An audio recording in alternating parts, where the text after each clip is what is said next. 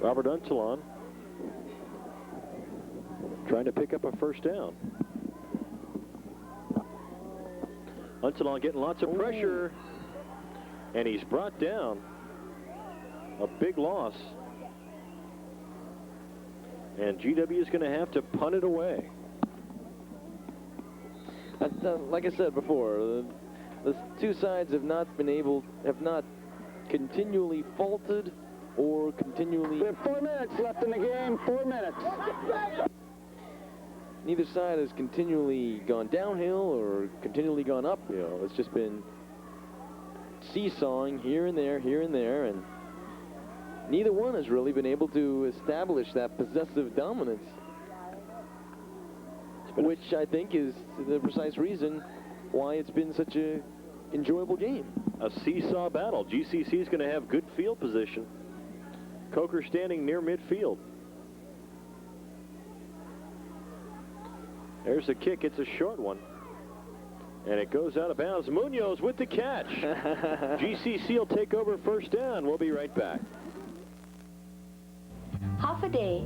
I'm Luz Annette Payumu Blas, formerly of Finarahan and Dedido. My husband, Tony C. Blas, is vying for a seat in the 21st Guam legislature. Tony believes that the preservation of family values and traditions are an important priority for our people. Tony is a firm believer in equal rights and equal treatment of all the people that make Guam their home. I humbly ask your support for Tony, and in the language of my parents and ancestors, Dunkulan Asiguz Maasi, Maraman Salama Po Sayung Lahat. 20-20, less than 4 minutes to play. GCC good field position at the 33.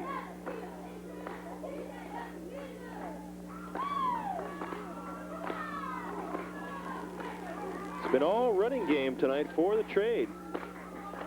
There's Coker. Nice run.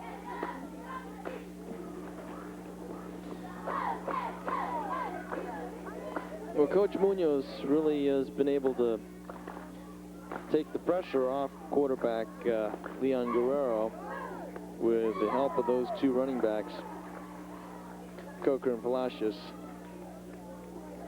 Coker 161 yards on 14 carries. Palacios 175 on 20 carries.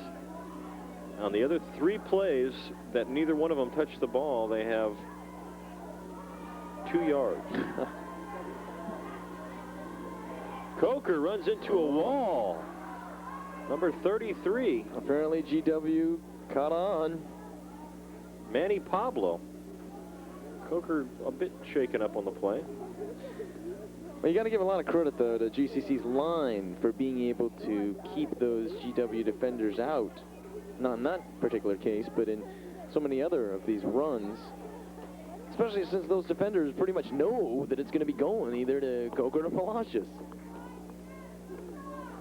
It's a crucial play, 3rd and 6 from the 30. Coker again at quarterback. Look for the option. There it is. And nothing doing.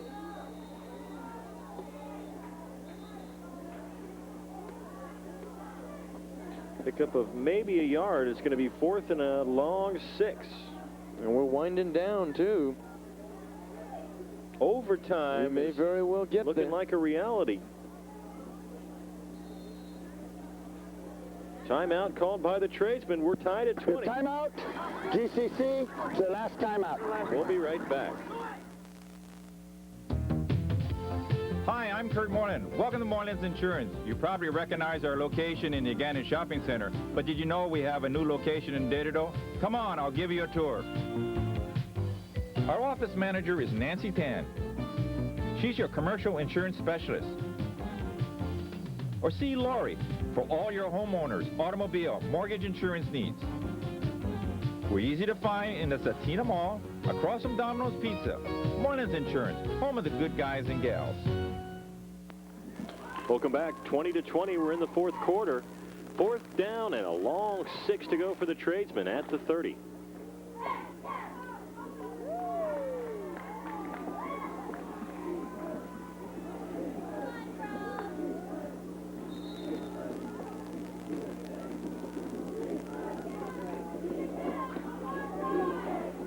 Big play in the ball game. Leon Guerrero at quarterback. Hand off to Coker and nowhere.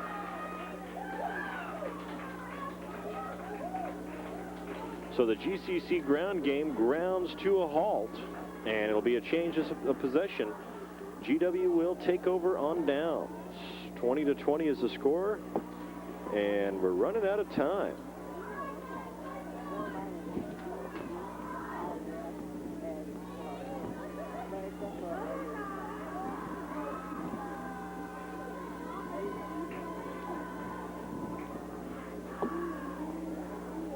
Ball at the 32-yard line.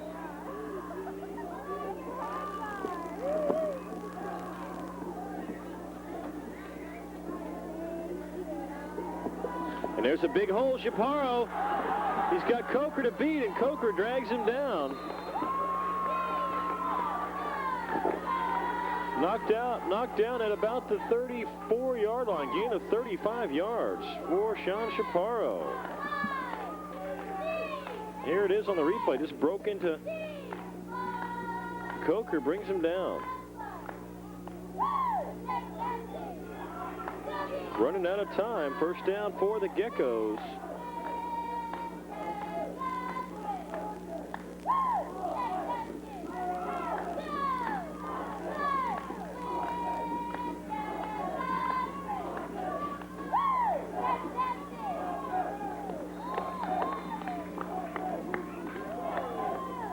Untitled back to pass. And incomplete, intended for Moylan. Untitled 8 of 20 for 181 yards and 3 touchdowns. And timeout, Geckos, 20-20, fourth quarter. International Investment Incorporated, a locally owned corporation providing many services to Guam.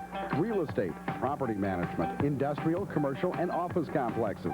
Also, the International Marina Hotel, International Rent-A-Car, International Trading Company. International Investment Incorporated additionally is breaking ground for the construction of a 5-story multi-commercial complex. International Investment Incorporated, a new locally owned business helping to build Guam's economy. Look, up in the sky. It's a bird. It's a plane. No, it's a washing machine. Yes, folks, it is a washing machine and the girl from Dial. Dial Rent to Own, the mild-mannered little company that rents everything you need for your home. With no long-term obligation, no credit checks, never any hassle. There, another day saved by the girl from Dial. Call Dial Rent to Own. Welcome back, fourth quarter, 20-20. Geckos on the move. Just a couple of minutes remaining in the ball game. First and 10 for GW. Ball at about the second and 10 at the 34-yard line. Untitled back to pass, whistles everywhere. Looking to pass, feeling confident on that first down.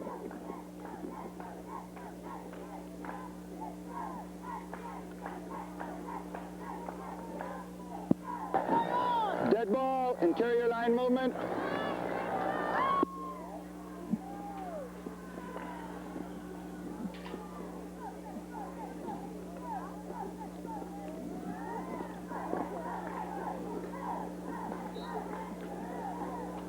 So the penalty moves the ball back, and it's second down and about 16 yards to go. 15. Can't be 16. There's another swing pass to Chaparro. Leon Guerrero can't make the tackle. Oh, my. And a nice game by Chaparro. Chaparro has really been quite a big, strong horse, breaking away from a number of tackles. They have a real hard time bringing him down. Pickup of 12 on the play. Oh, here we go. Looking for this pass. Santos is open. Oh, he can't make the catch. Gosh. That was something wide open. That's ball game. And that 3 minutes till overtime. overtime. And that, can you believe it? That was the last play of the game. We're headed for overtime. We got to take a break. We'll be right back. This year, Guam Power Authority made history with a groundbreaking for the first power plant addition to the system since 1975 and for the Agate Pneumatic substation. We also activated the Barrigada to Talapopo transmission line and the Macheche substation. I'm proud that as a GPA board member, I contributed to the system's growth and reliability. Please vote for me, Nancy Tovis, Leon Guerrero, so I can do even more as a senator. The sun comes up in an orange grin. Feels so fine as the day begins. And it won't be long till I'm drinking it in. Drinking in the sun. Sun-kissed is the one. When you want to drink in the sun, there's only one. Sun-kissed. Regular or diet. Go on. Drink it in.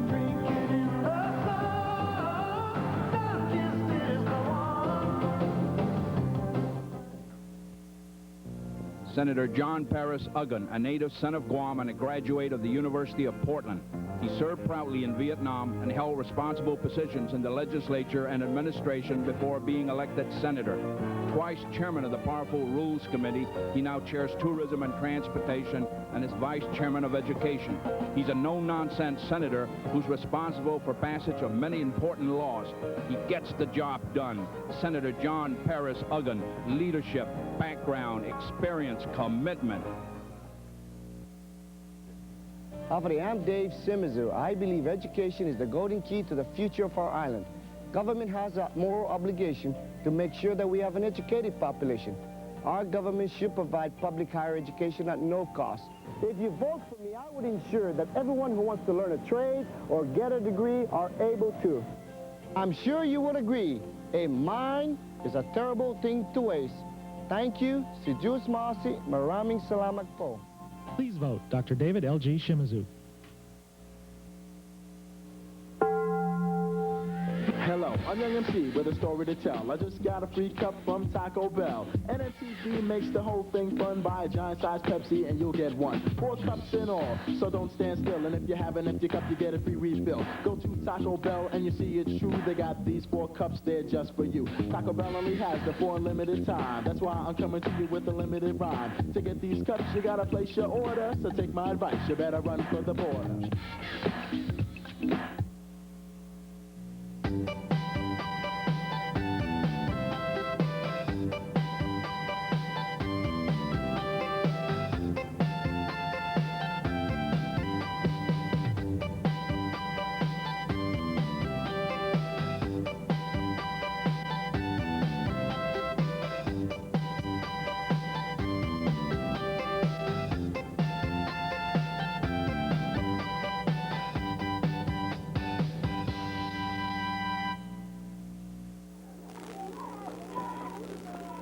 We're in overtime, 20-20 now.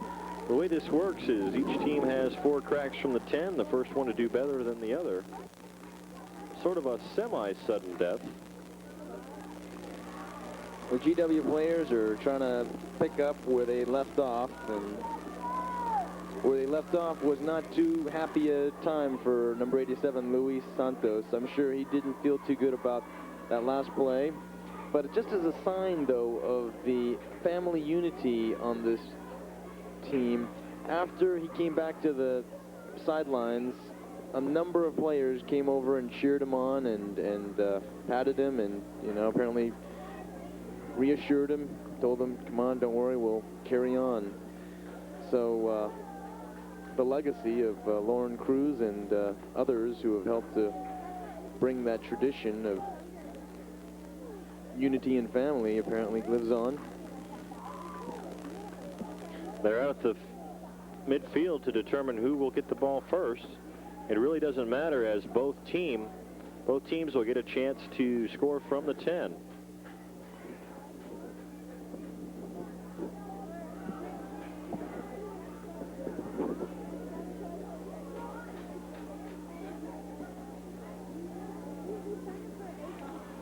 Captain's out on the field.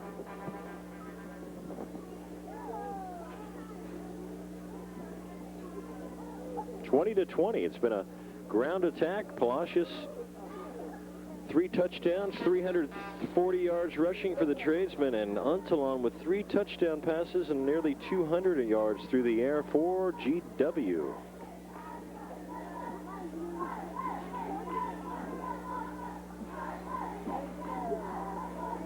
Our first overtime game ever on TV, and you're a part of it. Well, I tell you, it's nice to be able to watch history and be a part of it in the making. For 4 down, 10-yard overtime procedure.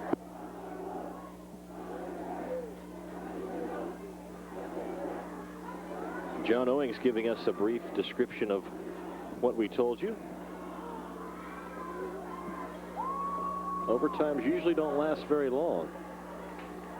4 cracks and... Well, I'm sure that number 87, Luis Santos, would hope to have an opportunity to redeem himself. It hurts whenever any kind of situation like that happens to anybody. And it does happen. It's that ability to come back and turn negative into positive. There's Lewis in the ball game. Going to have a shot here to try to get the Geckos a victory. 4 cracks from the 10. Would be kind of like a storybook or one of those movies ending with him being able to come back with the touchdown.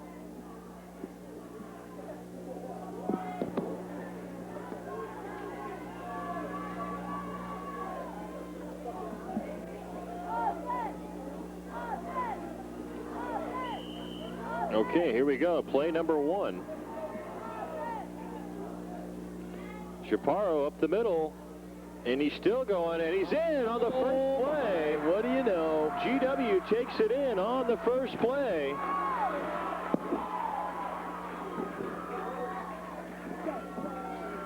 And they will try the point after. That ability to come right back after. Now, the point after is very crucial, too, because it could make the difference. 26-20 is the score. Well, you know, it's situations like this that a saying comes to mind.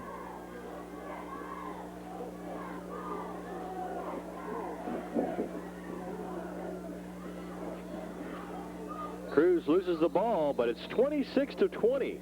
So GW has a lead, 26-20. GCC will have its crack in just a moment. We'll be right back. The University of Guam is the major institution of higher education in the Western Pacific because UOG continues to lead through excellence. Our campus boasts complete educational facilities, including the Colleges of Arts and Science, Education, Agriculture, and Life Sciences and Computer Center.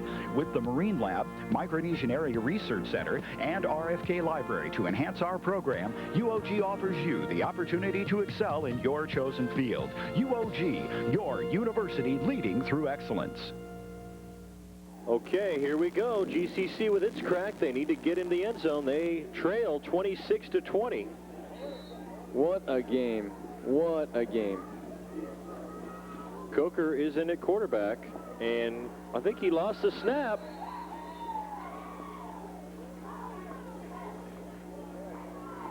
So here comes play number 2. The pressure is on. Both sides have really shown that in their deepest moments of despair, they have found the seeds of victory. But now we have reached the final moments of despair, and we shall see just who can best reap the rewards of those seeds. Play number 2, there's Palacios. And he dives ahead, picks up a couple. 2 plays left for the tradesmen to get it into the end zone. Well, they've been banking on Palacios and Coker all this. Uh-oh. Do we have something? Looks like he's got a little... Ooh, that doesn't look good. A little cramp, maybe? He's also,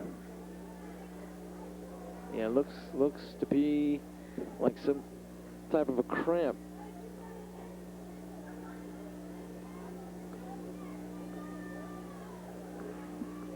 Hope it's nothing more serious than that. He has certainly been quite a workhorse tonight.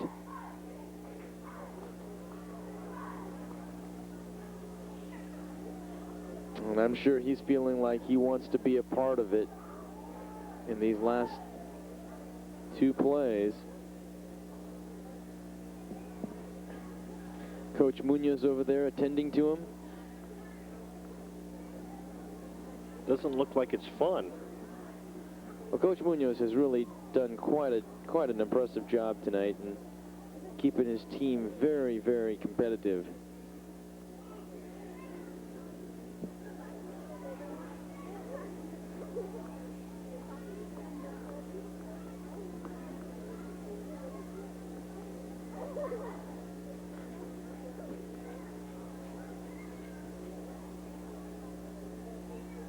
And Mike's saying, wait a minute, I'm not ready to get up.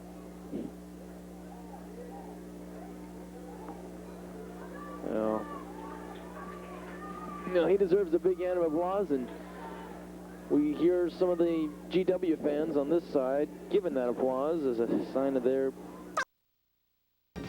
On August 28th, my bill for relief from the increase was passed by the legislature. On August 30th, the governor signed the bill into law. As a result, both residential and commercial power users will be assured of at least 1,300 kilowatt hours of power each month at the same low rate they were paying in July, before Saddam Hussein invaded Kuwait. Look for the reduction on your bill starting in September. Re-elect me your senator, and I will continue to fight hard for you, the people of Guam. All over Guam, people from all walks of life, they're catching the spirit of Guam. I'm voting for Ada Blas because as a business-minded person, I think he's doing great for the economy, and as business-minded as I am, I want him to stay in office because he's doing a great job. I'm voting for Ada Blas. It's definitely much better today than it was 4 years ago. And I've definitely caught the spirit. I've caught the spirit, and I want everybody else to catch the spirit. I caught the spirit. I want you to catch the spirit too. I caught the spirit of Ada Blas. 4 more years. We need 4 more years. I caught the spirit. I've caught the spirit. I've caught the spirit. I've caught the spirit. I caught the spirit. I've caught the spirit. I've got the spirit. I've caught the spirit. Ada Blas, Ada Blas, catch the spirit, catch the spirit of Guam. Hafa Day. For the time that I've known Carl Gutierrez, his interest has always been in the youth, the elderly, regardless of your party affiliation. So I'd like to ask all my family and friends to come out and support Carl T.C. Gutierrez for Senator in the 21st Guam Legislature. Thank you.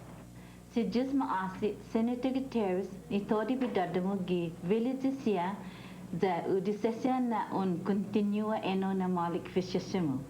Carl T.C. Gutierrez, standing up for your rights. Welcome to the award-winning cable news with the latest local, national, and international news, weather, and sports information. Now, the most comprehensive news organization on Guam and in the Northern Marianas, the Cable News Team. Good evening, I'm Farland Chang, and welcome to the Sunday edition of Cable News. Just a day and a half remain before the general election. With polls showing the majority of voters have decided who they will vote for, the two camps have been spending all this weekend getting out the vote. And to motivate their supporters, the two parties are holding their own rallies in 1 hour. The Democrats started it off 6 hours ago with some pre-rally music and entertainment. At the gubernatorial headquarters of Bordallo Dueñas, diehard supporters came out early to listen to local singers and bands who showed their support through music. Recent polls show Bordallo trailing, but supporter Mike Phillips feels they have the numbers and they've shown in the past they can do it. What we're going to have to do is just reassure people that we're out there. People in the government are scared to speak up. People in the private sector, because of the big business support for Joe Ada, are not coming out and voicing their concerns and their support. So it's just to let these people know that we're all out there. There's at least 19,000 of us. And while the Democrats are holding a longer rally, the Republicans plan to televise theirs. At Adaloop 2 hours ago, organizers prepared for the event. With several polls showing Ada ahead, tonight's event is aimed at rewarding all Maulig supporters with their own entertainment from both on and off island. But coordinator Jerry Rivera says they're still going to work like they have no lead at all. We're not taking anything for granted, Farland. We're out there still working up to the very last day. Even during Election Day, we'll be out there getting the voters out and making sure that all the eligible voters that can vote would have voted by the time the polls close at 8 o'clock.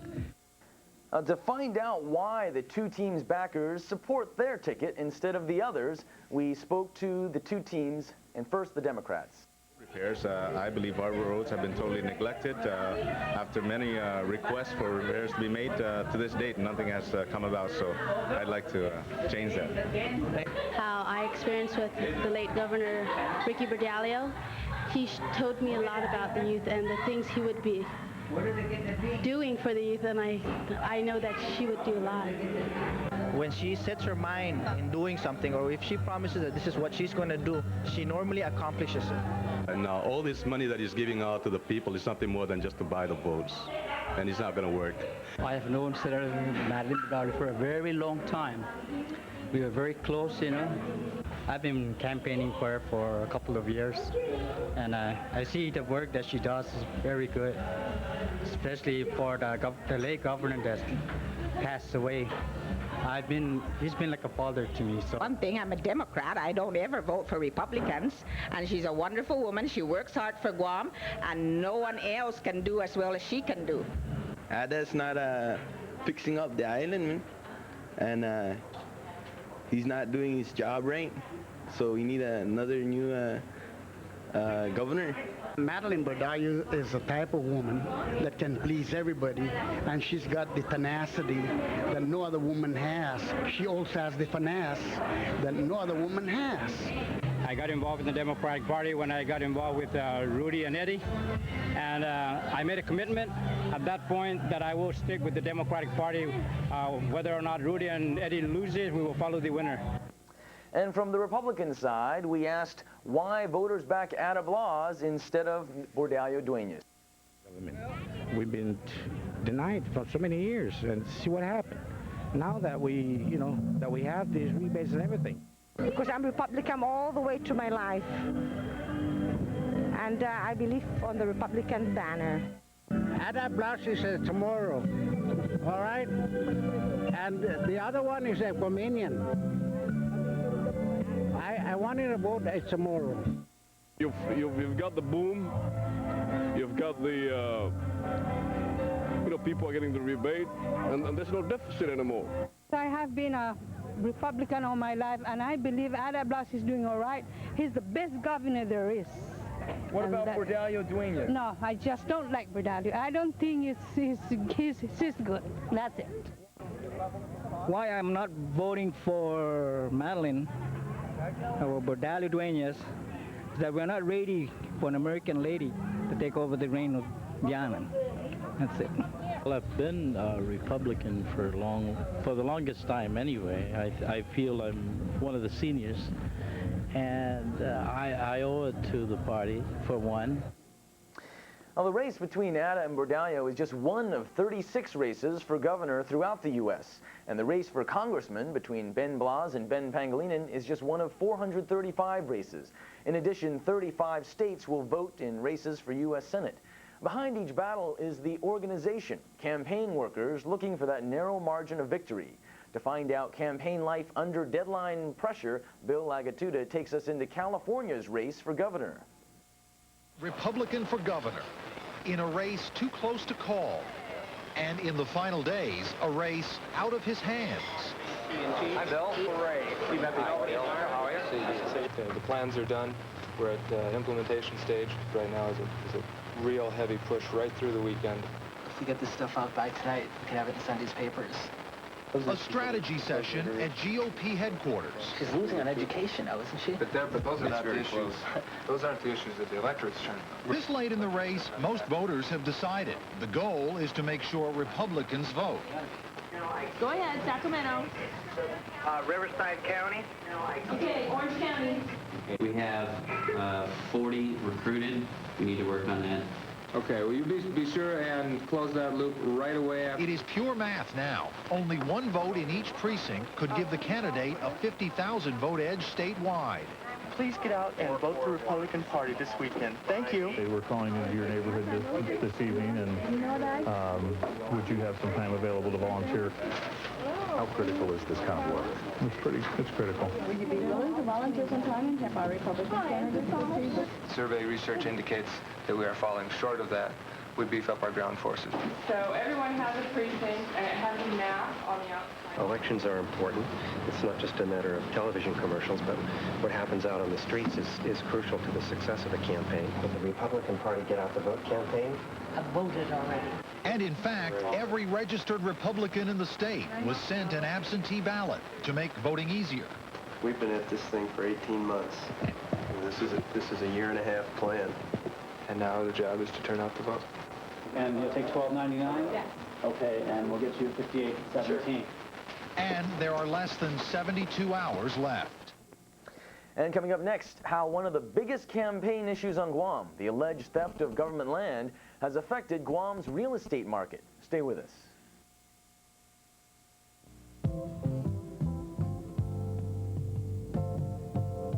Winners do things in a smart way just to stay ahead of the rest. Winners get their start on a good day, going to wait for a ride on Guam Public Transit. Winners ride the bus, they ride on Guam Public Transit. Winners ride the bus.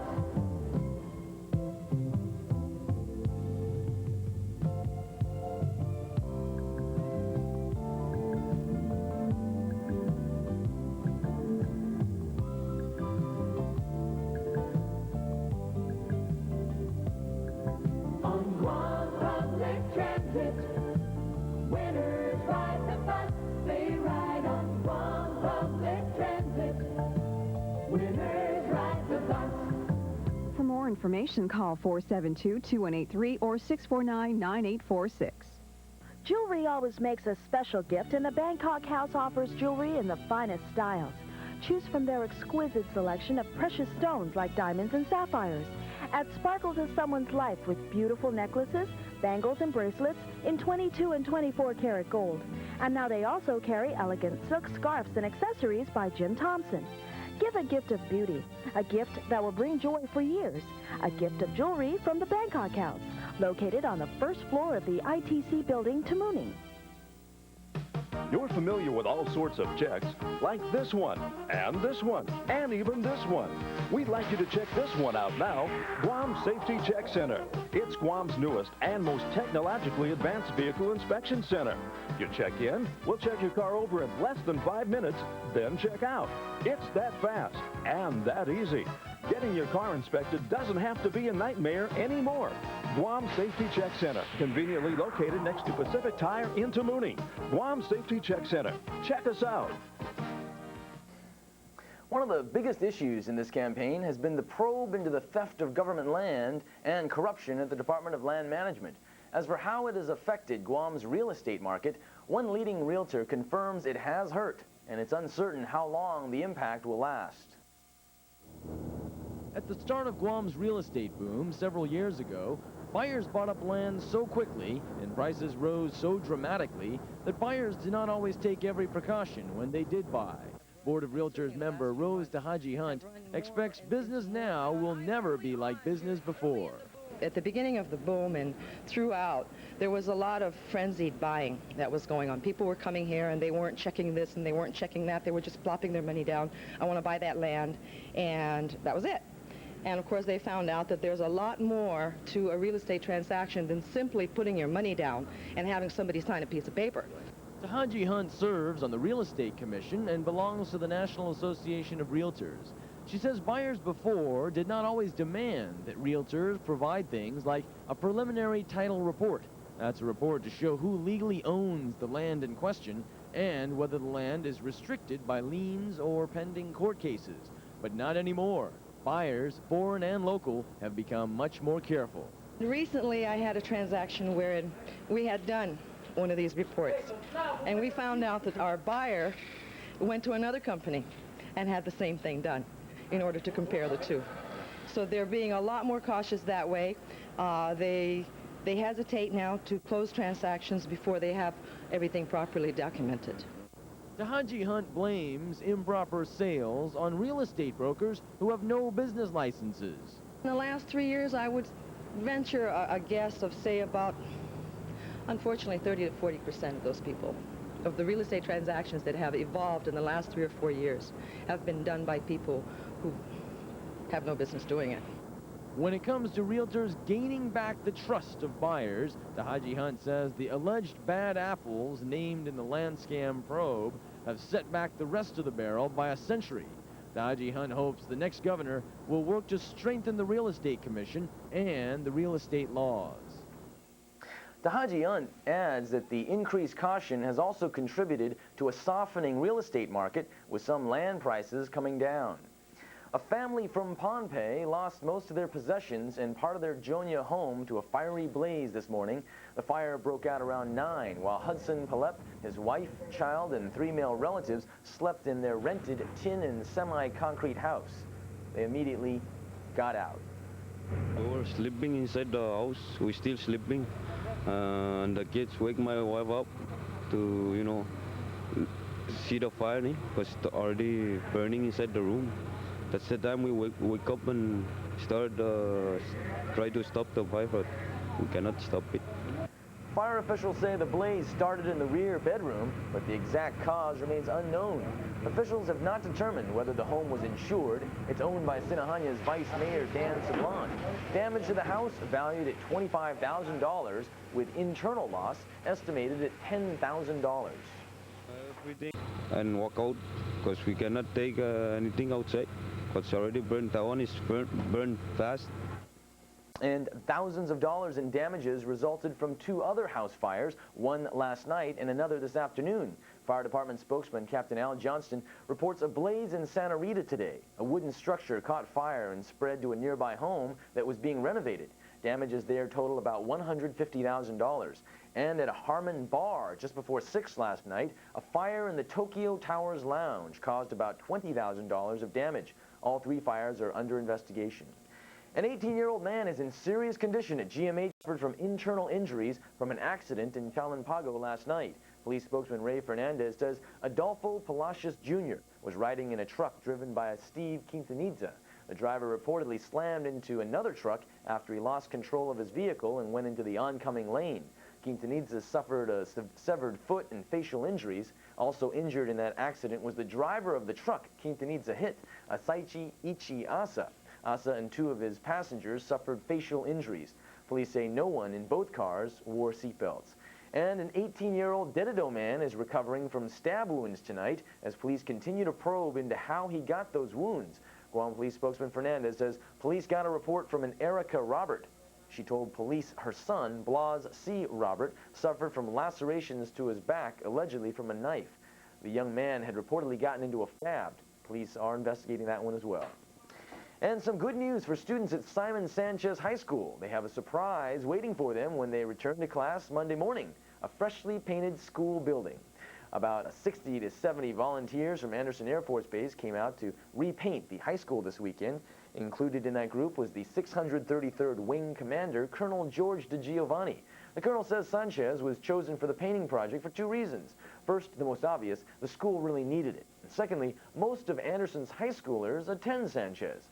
Once brown, the school now sports a bright white color with paint that was made available by the Department of Education. DeGiovanni says most of the building was fairly well prepped and in good condition, so all his volunteers had to do was apply the top coat. Well, we may have to say goodbye to the good weather and hello to some rain. Forecast coming up. Governor Joe Atta trying to become the first incumbent to win re-election. And Senator Madeline Bordallo trying to become Guam's first woman governor. Bordallo's backers spent the day mobilizing their grassroots supporters. We'll have a full wrap-up plus news of an open hearing argument in the case of indicted surveyor Tommy Anderson. All next right here on Channel 6. Hafa Day. I'm Vince Leon Guerrero. As your candidate for the legislature, I pledge my sincere commitment to you, the people of Guam. I assure you that I will address the issues that will have a direct effect on our lives. Award-winning cable news with the latest local, national, and international news, weather, and sports information. Now the most comprehensive news organization on Guam and in the Northern Marianas, the Cable News Team. Good evening, everyone, and welcome to Cable News' Election Eve Cablecast. I'm Jerry Chang. Thanks for joining us tonight.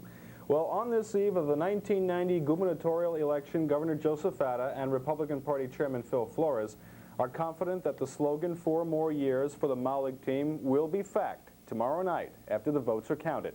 And Flores adds that the Republicans have a good chance at a majority in the legislature. It has not been a day of heavy campaigning after major weekend rallies at Adaloop, but Governor Joseph Atta did take some time today to make some personal calls. Even though he did not have a heavy campaigning schedule for today, Governor Joseph Atta found himself greeting everyone at the restaurant where he met with a friend for lunch. It is not easy to go anywhere the day before the election without spending some time, at least casually, campaigning Guam style. We'll leave it up to the people, really, because I think that the people of Guam are very proud of their island, are very proud of the fact that we have done it, that this success story was the result of all of us uniting together, working together, and having pride in our island, and overcoming all the challenges that we had to overcome. And so with all of our effort put together, we did it. We have this now economic miracle, an economic freedom, an economic that now we can do what we want. If Atta and his running mate, Lieutenant Governor Frank Bloss, win tomorrow, they will do something that no incumbents have ever done before, win term. The governor says his chances are Maulig, due to a number of things. Just pure dedication, work, work, and work, really, to me, is the key. And let the people then decide, you know. I don't like promising people and then not delivering it. I'm more or less one that just do it, you know, make a commitment and follow it through, you know. And I think you've seen what we've done. We've turned around a bad economy 4 years ago. We raised the deficit. You're seeing well over $450 million in infrastructure.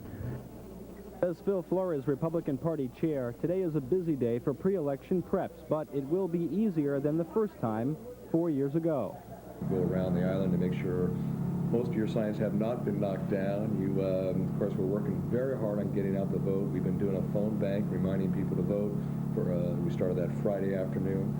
We have, of course, a wave this afternoon at Micronesian Mall. We're working with our tents for tomorrow as we set up all over the island. If people need a ride to go to the polls, we'll pick them up at their house and we'll bring them. We're giving last-minute instructions to all our precinct officials, last-minute instructions to those who will be representing the party tomorrow night at the election center. The whole promotional urge of the candidates was set out and laid out. There was a game plan that was put together several months ago, and it was stuck to. The idea of support, I think if there's a difference, it seems that there's even more support for the governor this time than there was 4 years ago when he was not an incumbent.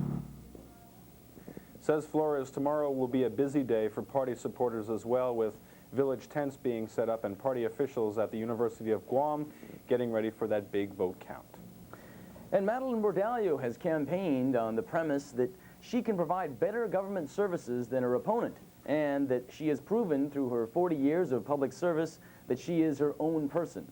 Well, on this last day before the election, the Democratic challenger spent the day trying to motivate her supporters, and her backers hope last night's rally will help to get her off to a good start.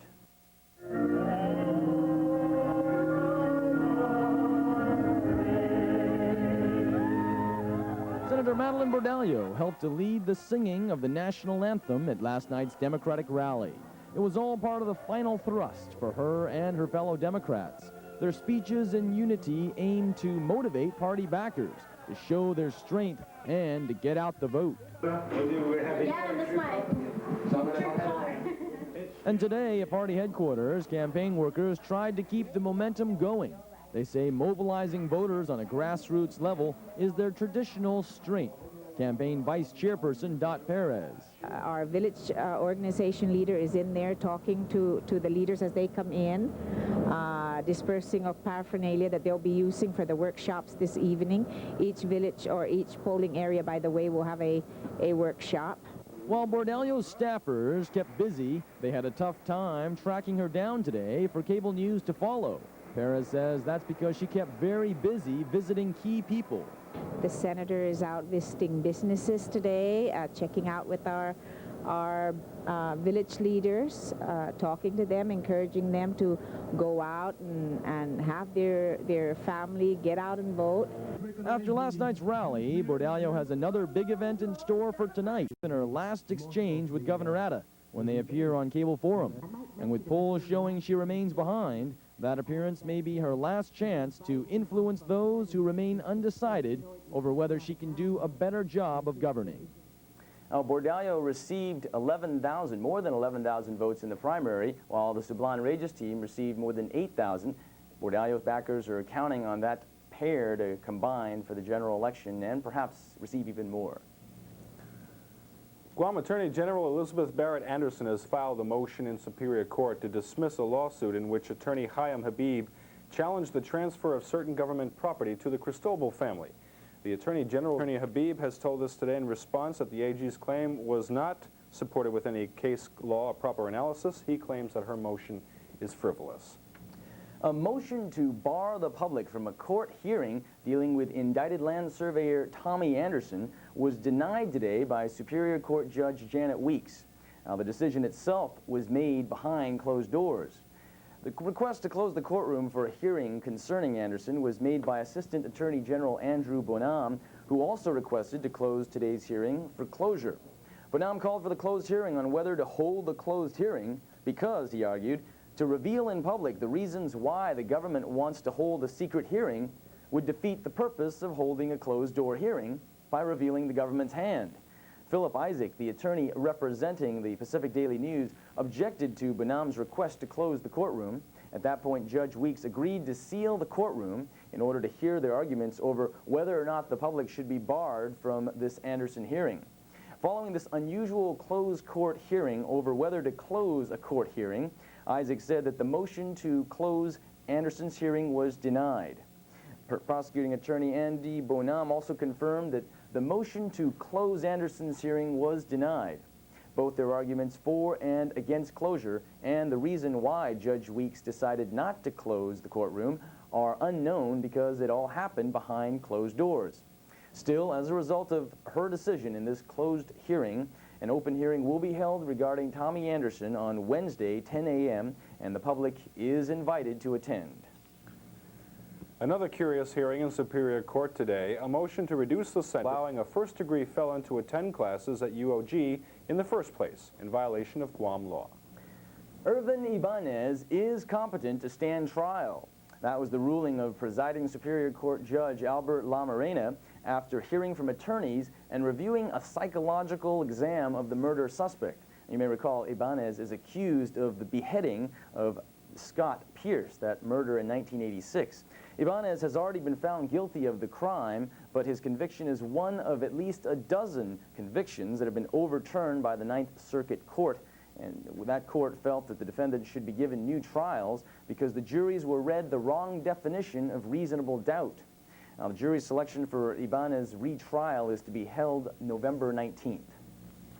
A 40-year-old Ordot woman was arrested last night for causing a ruckus at the center as of 3:35 this afternoon after being arrested at 9:50 last night. Well, in the last several weeks, the gubernatorial campaign has heated up almost to a boiling point. We'll find out next on how it'll affect voters.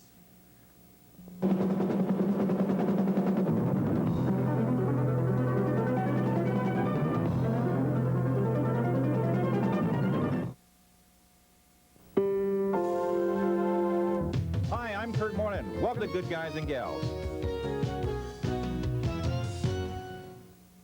Well, voters on Guam traditionally turn out in larger numbers, usually in the 80s when it comes to percentages.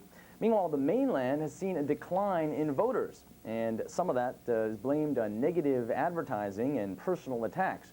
Well, in our gubernatorial campaign, some supporters on both sides agree that it has been a negative one. As for whether voters here will be turned off by the campaign, only the results from tomorrow's election will be able to answer that question.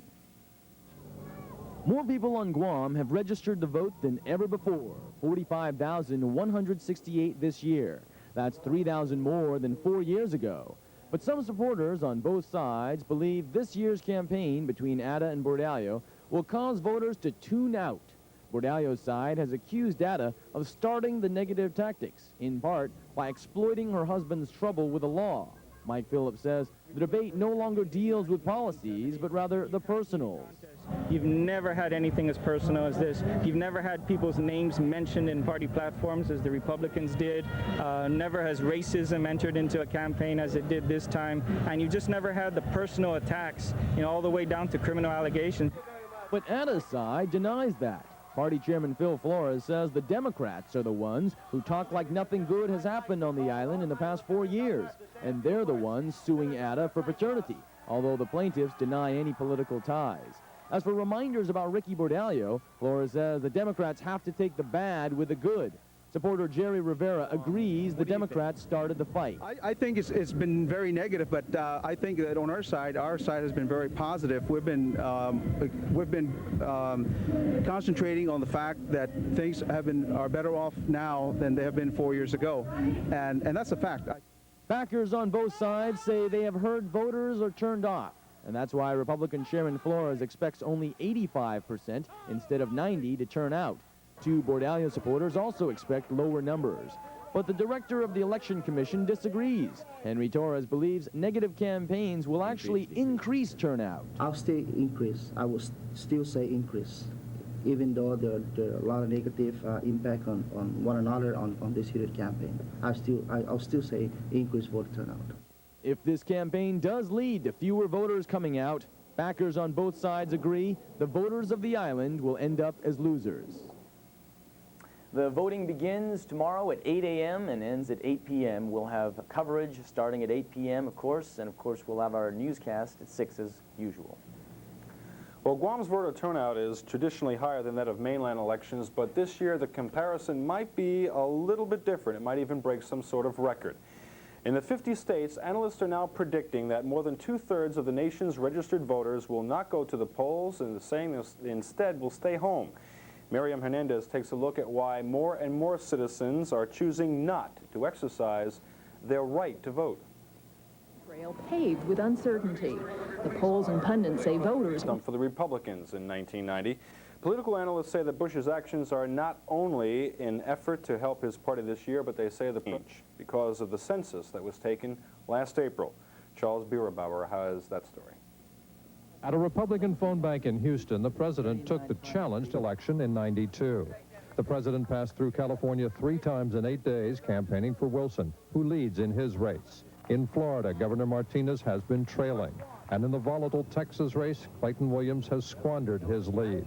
Bush took Williams to church.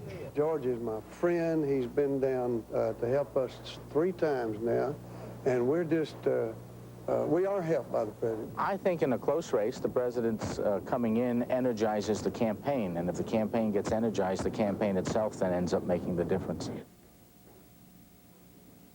A trio of Guam senators working together has pre-filed a bill for the next legislative session that would scale down Guam income taxes by 1/3. Senators Don Parkinson, Carl Gutierrez, and Eddie Regis say their measure would reduce local income taxes by implementing immediate delinkage from the IRS code. The 3 men issued a statement saying their action, if successful, would make President Bush's pledge of no new taxes a reality, at least here on Guam. The statement said the government of Guam is collecting revenues far above what it needs because of a prosperous economy which is projected to continue. The senators say their measure, if approved, would be effective for the tax year 1990.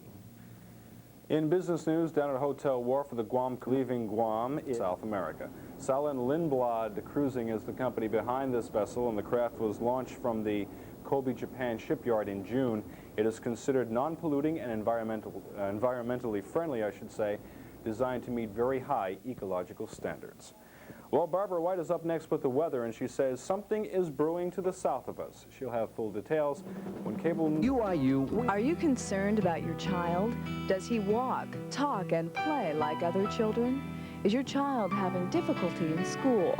The Division of Special Education actively searches for children from birth through age 21 who may be in need of services. For information, contact Guam Child Find at 472-8901.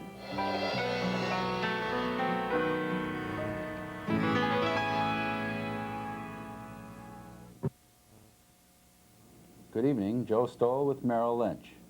Once again, we have seen short covering on Friday 9. That's up 1.46%.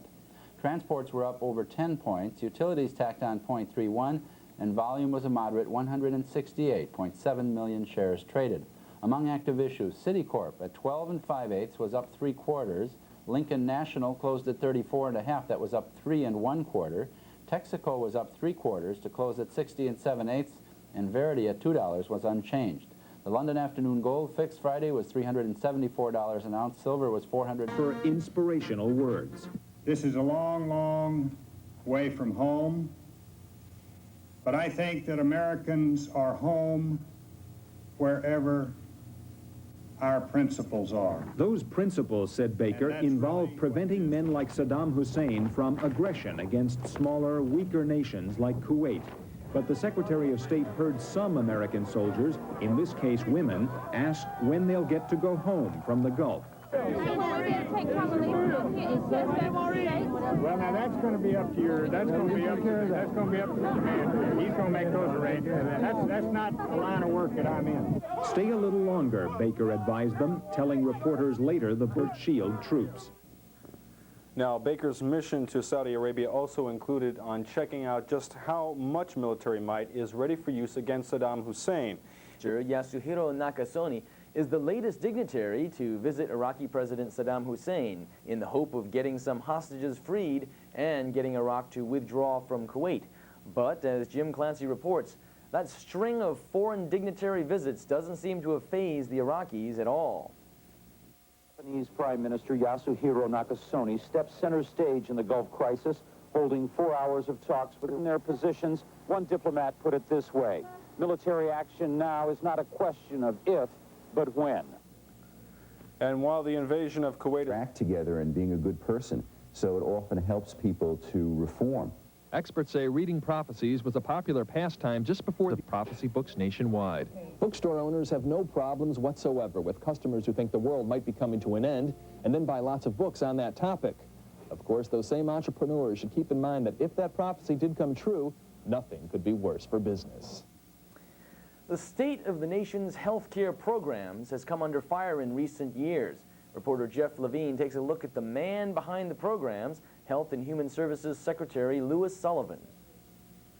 On the path.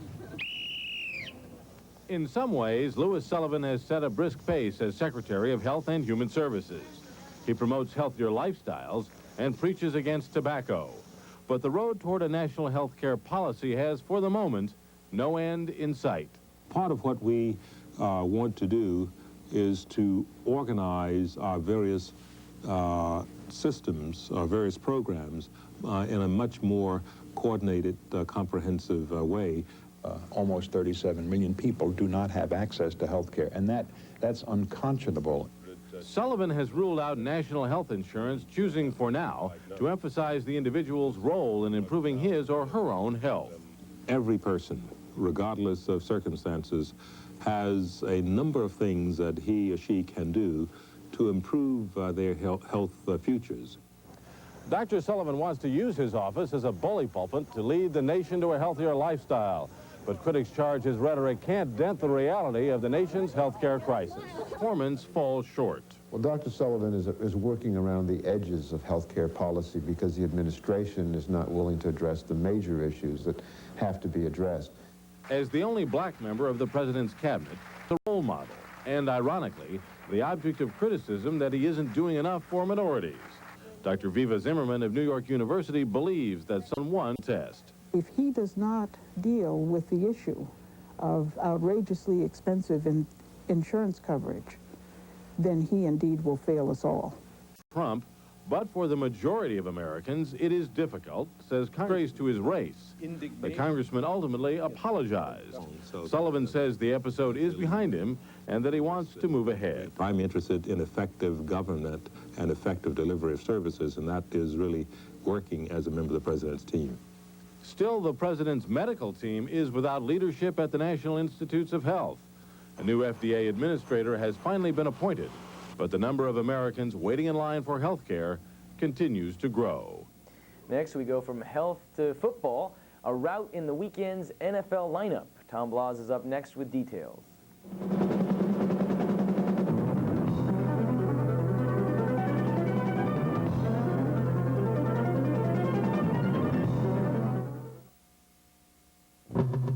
Toyota, we're the one for 91. Watch. Hilux is back again and fully loaded. For 91, Toyota engineers have boosted the horsepower up here for increased performance and extra pulling power. This year, Hilux has a 5-speed transmission. It works. Coming to the park with their major.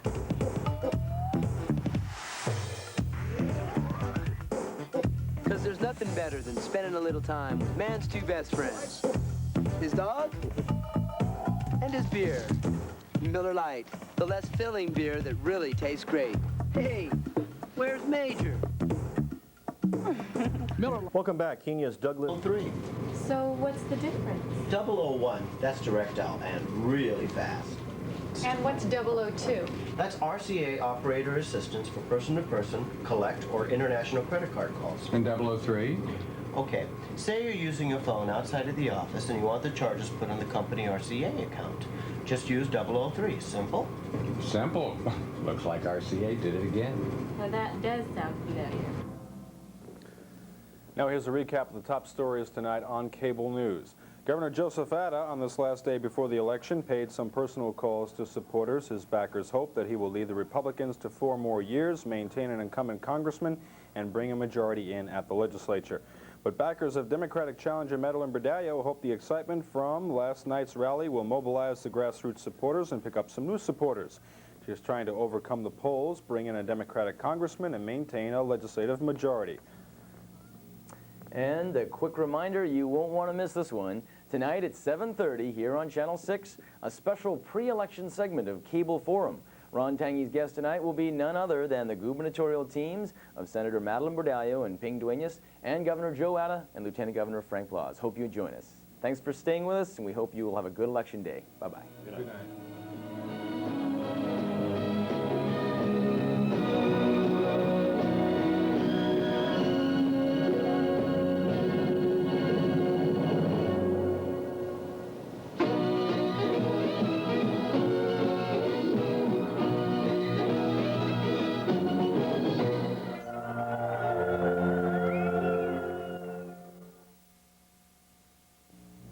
Guam has a good public school system, but we can make it better. We need senators who can work with educators. Senators.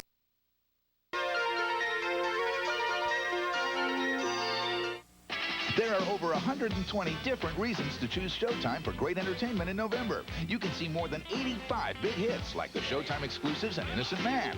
I just won't confess to something I didn't do. Crimes and Misdemeanors, and Ernest Saves Christmas. You can see 20 original programs. America's favorite psychopath, Norman Bates, is back in the Showtime original movie Psycho for the Beginning, starring Anthony Perkins. I may be well now, but I'm not cured.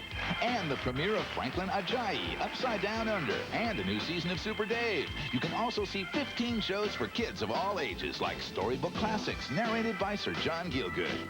You can see over 120 movies and specials in November alone. Showtime exclusives. Here you see them, there you don't. Good evening. Coming up on our news tonight, surveyor Tommy Anderson pleads guilty, admitting that he conspired to steal public land, and as part of his plea agreement, Anderson will now be working full-time with the prosecution. Last night's gubernatorial race was history-making as Governor Joe Atta became the first incumbent governor to win re-election in the territory. We'll have the final vote count for you next when Cable News continues.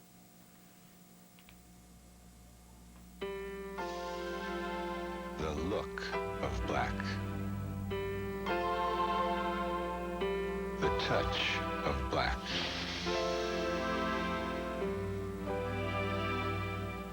The scent of black. The sound of black. The taste of black. Johnny Walker. I gotta hit my retros and get back to tamooning. Hi folks, Old Super Chicken. I want you to go over to our parts department and meet our new parts manager. Now Darren just came in from one of the biggest parts houses in Dallas. We just got a big load of parts in, now runs the parts inventory up to about $1 million. I want you to go over and take a look. When you want a part, when you buy a Mitsubishi or a Chrysler or a Suzuki car or a Jeep, you're gonna find 9 out of 10 times that part is here. Sometimes there's something you don't have, but we can get it in from Honolulu if we don't have it, like overnight. So you come down to the store that takes care of its customers. If you want service and parts, this is a place to get it. And remember, I'm going to do something this weekend. I'm going to extend that 1990 clearance sale on 1991 models. So come in this weekend, and all those big bargains that you bought out on those 1990s last week, you can get this week. And remember, grocers from beautiful Payless Markets, and we'll give you a beautiful watch, 18-karat layered gold with every deal. We love you, Guam. Welcome to the award-winning cable news with the latest local, national, and international news, weather, and sports information. Now, the most comprehensive news organization on Guam and in the Northern Marianas, the Cable News Team. Buenas noches and welcome to the Wednesday 1990 post-primary edition of Cable News. I'm Jane Flores. And my name is Jerry Lyons. Thank you for joining us tonight. Topping our news tonight, Surveyor Thomas T. Anderson entered pleas of guilty today to 3 counts of attempted theft of public property, tax evasion, and failure to file income tax returns. Anderson also agreed to forfeit his surveyor's license and never practice that trade again. But above all, Anderson has entered into a detailed and lengthy agreement of cooperation with the government. As his plea agreement states, Anderson will in effect be working full-time with land scam investigators for possibly as long as the next 2 years, all in an effort to unravel the corrupt and tangled trail left in the wake of at least 20 years of mismanagement and theft of Guam's public lands. Kevin Kerrigan reports. Surveyor Tommy Anderson today admitted that with the assistance of others, he tried to steal property belonging to the people of Guam. In a plea agreement accepted and filed with the Superior Court this morning, Anderson pleaded guilty to 3 counts of attempted theft of public land. The first count involves lots 521 and 522 in Mauricio, both of which were first reported on by Cable News in February of this year. These 2 properties are named in the second indictment against Anderson, an indictment which also named Francis Gill, Joseph B. Cruz, Chin Wirtz, and John L. Anderson as co-conspirators. Anderson today admitted that he prepared the survey maps of 521 and 522, identifying them as private, when in fact he knew that this land was public property. This is one of a number of cases where a dead man's deed was used in quitclaim deeds to transfer the property.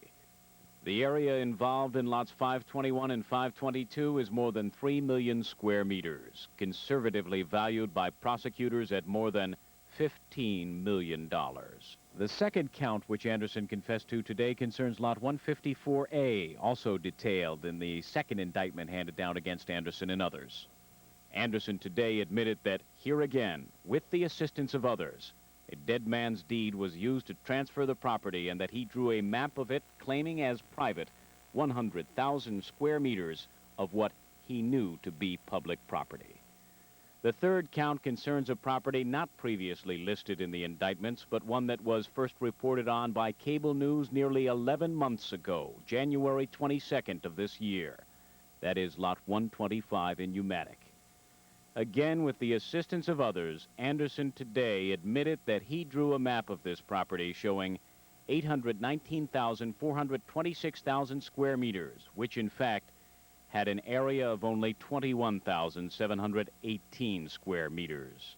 The difference in size, reads the plea agreement, is an area which Thomas Anderson knew was property owned by the government of Guam. Fellow UNITAC board members Albert and Raymond Topazna are the claimants of this particular piece of property. Anderson admitted also to a single charge of tax evasion, confessing that he intentionally evaded paying income taxes in 1988. And he admitted, too, that he willfully failed to file income tax returns in 1984 and 1985. Both pleas were entered this afternoon in federal court. While Anderson's admissions of guilt in this document may seem shocking, none of the details of the charges are especially new or surprising. Many of them have been reported on before, and this plea agreement was expected. It's been under negotiation for at least a month now. What is most noteworthy in this document, though, is the detailed nature of Anderson's agreement to cooperate with land scam investigators. The agreement states that Anderson will respond truthfully to all matters about which he is questioned by the Attorney General's office. He must testify truthfully at grand jury and at trial, and he agrees to submit to polygraph analysis and to voluntarily submit to handwriting tests or any other forensic testing. Anderson must disclose all criminal conduct of which he is aware, regardless of his involvement. The agreement goes on to say that his cooperation will begin immediately and may require Anderson to be available to the prosecution division on a basis similar to that of a full-time job, i.e., 40 hours or more per week, states the agreement. Anderson waives his rights to an immediate sentencing and agreed to continue his sentencing hearing until such date that the Attorney General's office shall certify that all co-actors suspected by the Attorney General to be involved with Anderson in efforts to obtain property of the government of Guam have been tried in Superior Court or otherwise disposed of. That will take some time, so a provision was written into the agreement allowing Anderson to request sentencing 2 years from now if he wants to. Anderson will also be liable for restitution of the entire amount of value found to be lost by the government of Guam. The document states that prosecutors will go back as far as 1973 in an effort to recover what Anderson obtained or attempted to obtain for himself or others through the manipulation of land surveys. That is 17 years ago, the entire length of Anderson's career as a private surveyor. 1973 is when Anderson first began practicing as a land surveyor, and his first survey job was the Ramirez estate. Anderson will also provide to investigators the account numbers and locations of all his bank accounts and other financial assets, regardless of their whereabouts, as well as the assets of his associates. He further agrees to file accurate income taxes for the years 1984 through 1989 and pay all back taxes as required by law. And lastly, Anderson must surrender his land surveyor's license, acknowledging that the acts which today he has confessed to constitute substantial violations of professional ethics. He can never apply for another surveyor's license or accept employment as a land surveyor again. In exchange for all this, Anderson will be granted full immunity for all other crimes he may admit to, except for the crime of murder. But according to the agreement, Anderson has already said that he has not been involved in any act of homicide.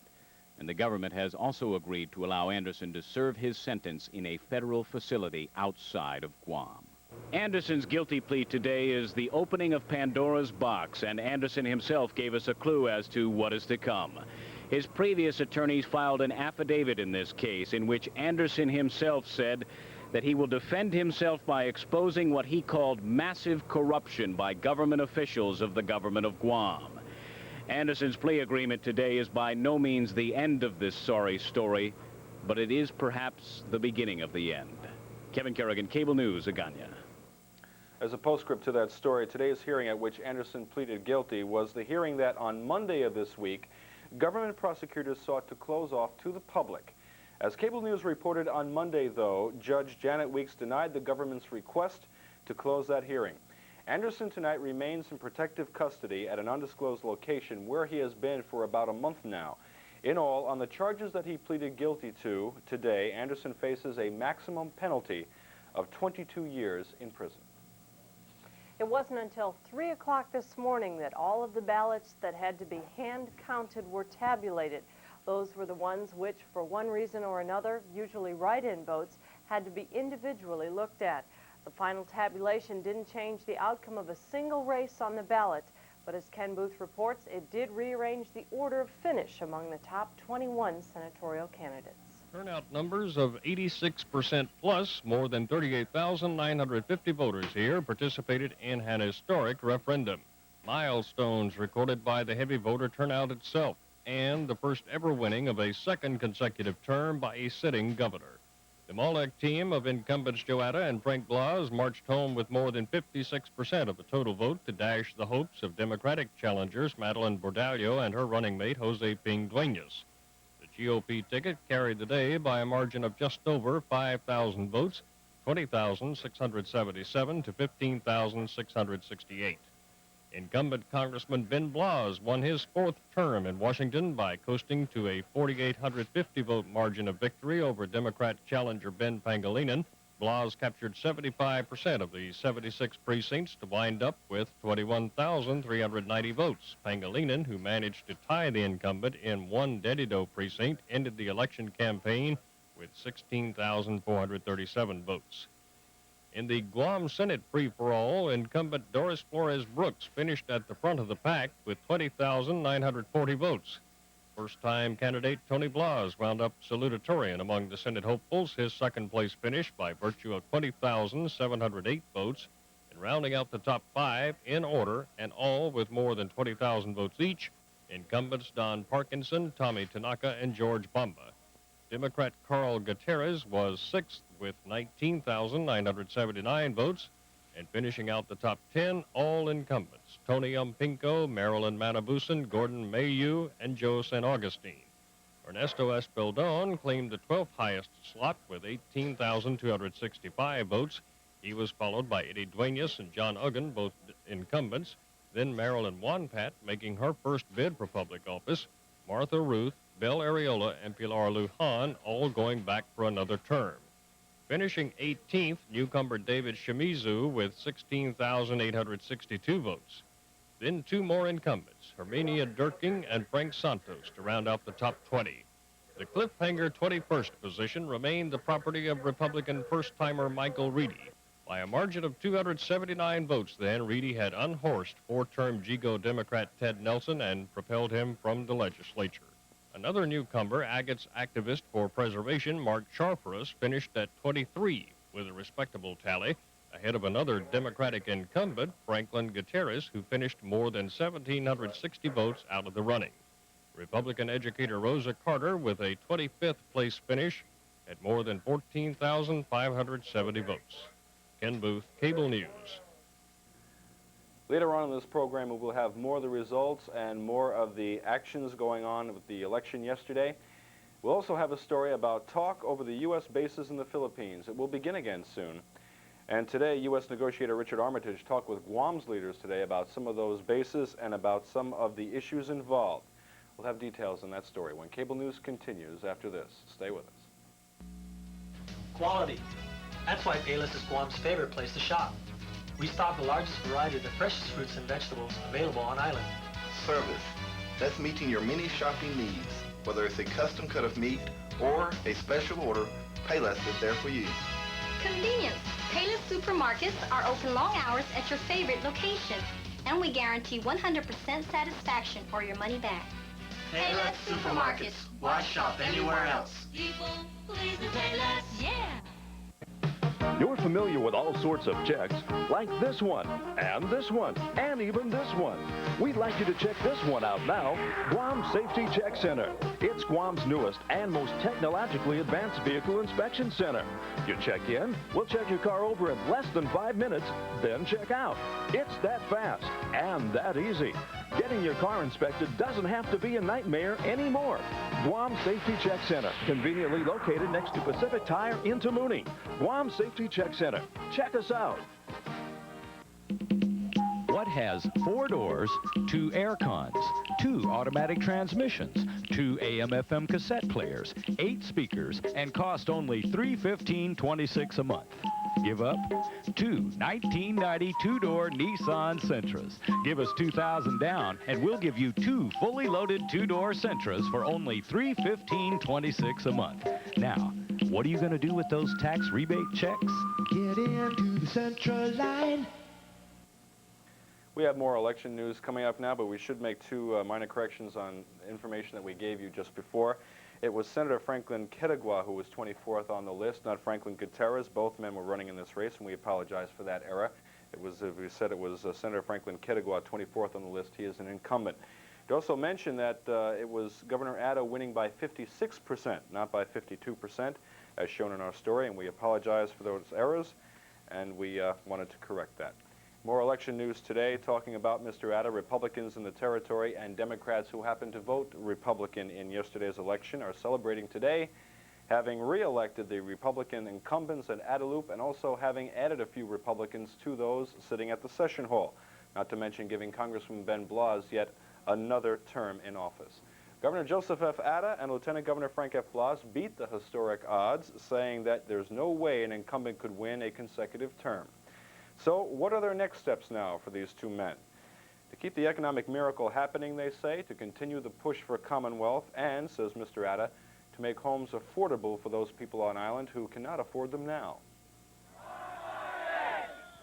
Governor Joseph Atta didn't get much chance to sleep last night after a gala celebration, due to the fact that he and Lieutenant Governor Frank Blas have done what no other incumbents in either party have done, won a consecutive second term.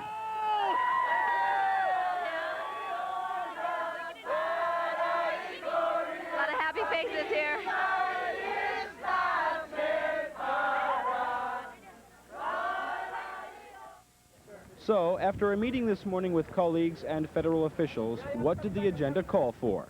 The agenda for today is work, work, work, and thanks to the people of Guam who came out and supported me, and of course our support. When the 21st Guam legislature convenes for inauguration in January 1991, there will be 11 Democrats and 10 Republicans making up that body. And Atta thinks that evening up the odds could make it easier for passing bills that he'd like to see into law, and in particular, the Affordable Housing Act. This would make it much more easier for me now to move an agenda through in the legislature. One of the bills I'd like for them to act on, if they don't act on it this year, of course, is the affordable homes for our people. I have personally in the legislature a bill that would help our people borrow money to be guaranteed by the government of Guam, and if our people are not eligible because of the requirements by the commercial lending institution, that this government will be able to subsidize a certain percentage on the mortgage interest. One final note to that story is some candidates say that heavy voter turnout, especially independent turnout in Dededo, was responsible for the Republican victories in some of those cases. After losing to Governor Joseph Atta by a margin of 56% to 42%, Senator Madeline Berdallo says that she will keep her options open for the future, while her press aide says that she'll probably run again for some office. But for now, it's a time for the Democratic candidate who lost to Governor Atta to assess just what went wrong in her failed campaign and to become Guam's first woman governor. Farlin Chang has that story. People have spoken, and it seems that the majority of the people are satisfied with the way that our government is being run. We have to admit that. Let me say this, that we just were not able to convince enough of the people. Even before Madeline Berdallo conceded to Joe Atta last night, she and her supporters had begun the bitter ordeal of discussing how they lost by 14 percentage points and what they could learn for the future. Her press secretary, Kathy Galt, says it's tough challenging those in power. He is a powerful incumbent, so he's got the traditional quote-unquote power of the incumbency on his side. That incumbency gave Atta Blas the ability to call for tax rebates and pay raises, goodies that Democrats say helped Atta jump in the polls and ultimately win a lot of voters. One of the factors, I believe, that have swayed them over to the Atta Blas was the rebate. And, also, you know, and of course, some of the most, I believe also, is the 5440. That they probably have underestimated the vote buying scheme of the Atta Blas team. Bordallo aides also say she suffered when Senator Ted Nelson backed up attorney Haim Habib in charging Governor Joe Ada with a paternity suit, but Nelson still held firm. I knew this lady, and I think this is the basic issue, that Joe still have a lot of explanation to do to his wife and the family. We only knew this lady almost 1 week before he gave birth. She gave birth at the apartment and nothing else. Bordallo's people say they had nothing to do with it, and Senator Don Parkinson feels the party got sucked into the mess when Nelson allowed Habib to hold a news conference in the legislature. It was the timing of the Habib suit, happening 2 days before the election. And I think it's just rotten as heck to bring a little baby into a political campaign like that. That's my own feeling. Senator Gordon Mayhew agrees the party suffered from that. He pointed to the fact that Nelson ended up losing. When asked why Bordallo did not stop Nelson, Kathy Galt says you can't reel him in. But in retrospect, she says perhaps they should have tried. Even still, the Bordallo side feels Ada Blas started the mud, putting Bordallo on the defensive. These ads about how reflecting on Ricky's administration and that type of thing, it was a little bit below the belt. And then, of course, it opened up the mudslinging to what it ended up being, which I didn't like at all. They started to have a campaign against a dead man who cannot obviously defend himself. Aides say Bordallo had to change her strategy late in the campaign to defend against those charges. They also felt defensive on questions surrounding Lieutenant Gubernatorial candidate Ping Duenas and the growth in land of his family's estate. They felt Duenas had called for a probe, but the incumbents did not complete one, so the lingering doubts ended up hurting the team. Throughout the campaign, aides say Bordallo ordered no one to throw dirt, but the public perceived her camp did, and that hurt the most. As for the future, Bordallo made no specific promises as to what she'll do. Her aide did say that no matter what, Bordallo's not going to starve because she can always survive on the pension of her late husband. But Bordallo's aide added that she expects Bordallo will run for something, and Bordallo herself left her supporters with some strong hints that she will be back. You know, the next election is just 2 years away. We'll regroup and we'll go out there and we'll work again and show them that the Democrats... In Agana, Farland Chang, Cable News. With Senators Bordallo and Eddie Regis leaving the Senate, 2 new Democratic senators helped their party retain a majority by just 1. Marilyn Perez-Wanpat, daughter of the late congressman, and Dr. David Shimizu, a former Bordallo administrator, say they have top goals they look forward to achieving in the legislature. My major goal is to follow up the hospital accreditation and also health education and promotion. Dr. Shimizu? Well, I'll ditto that, but one of the most important thing, of course, is our commonwealth, so that people of Guam can start determining their self-determination, and of course, public higher education at no cost to the people of Guam, because a mind is a terrible thing to waste. And good night, Mom.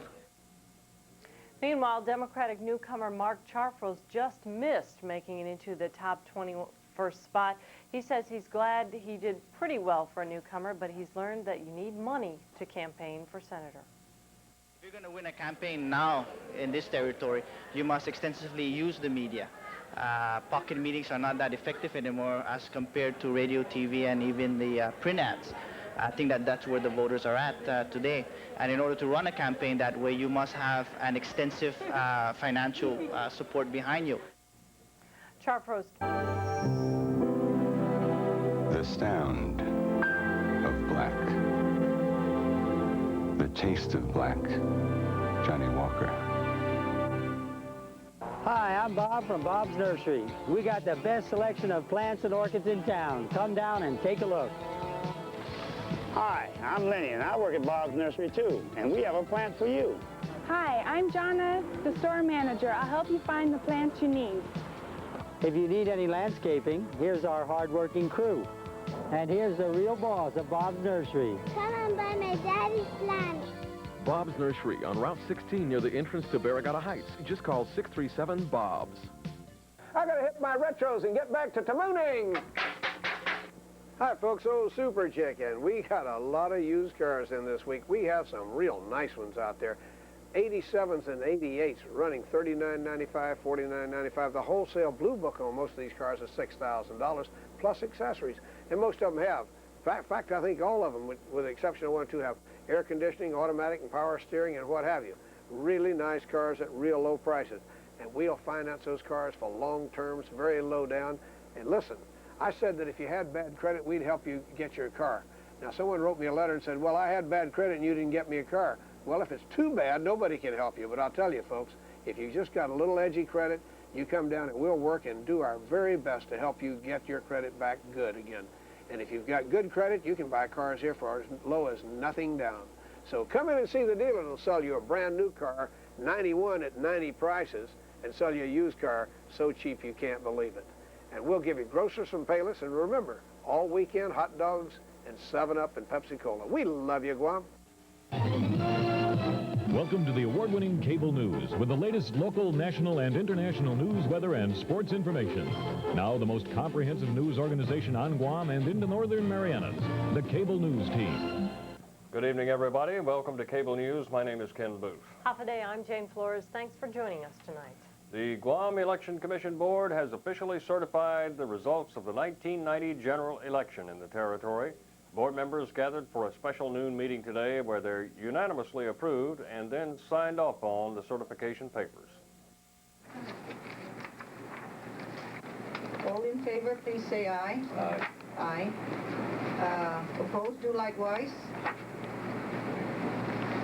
The 1990 general election result is approved.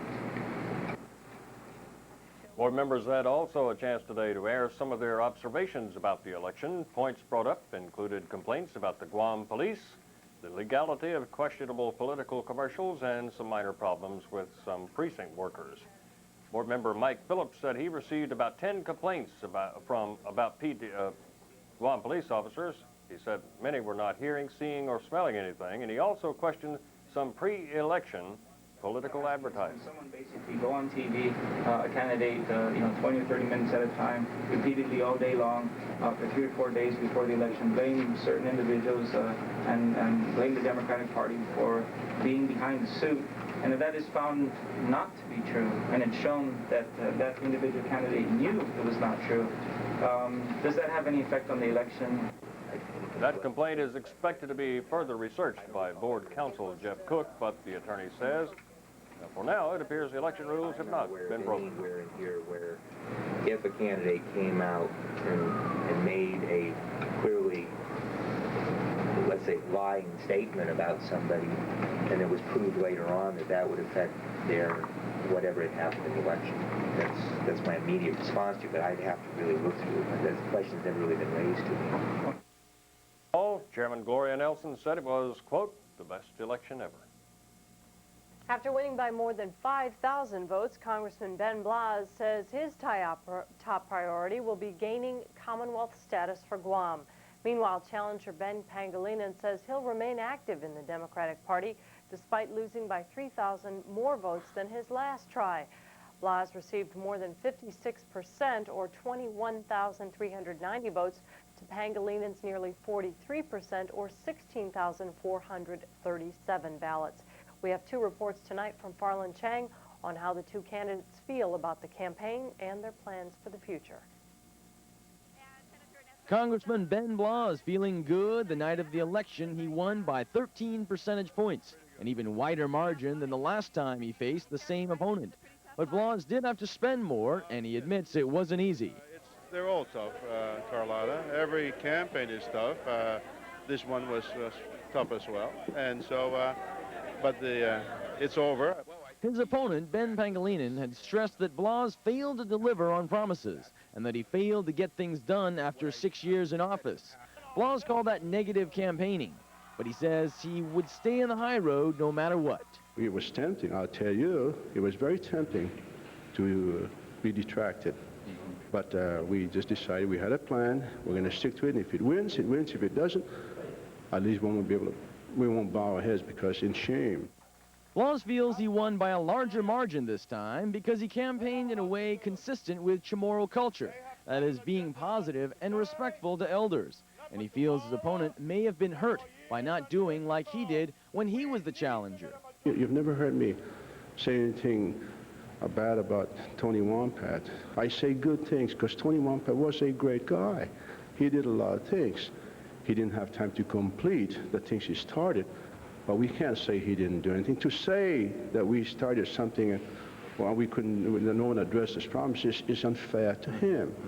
With the election behind him, Blas says his top goal remains getting Congress to approve Commonwealth status for Guam and overcoming all the problems they've had in getting that Commonwealth through. We get going and then we stop. We get going and we stop.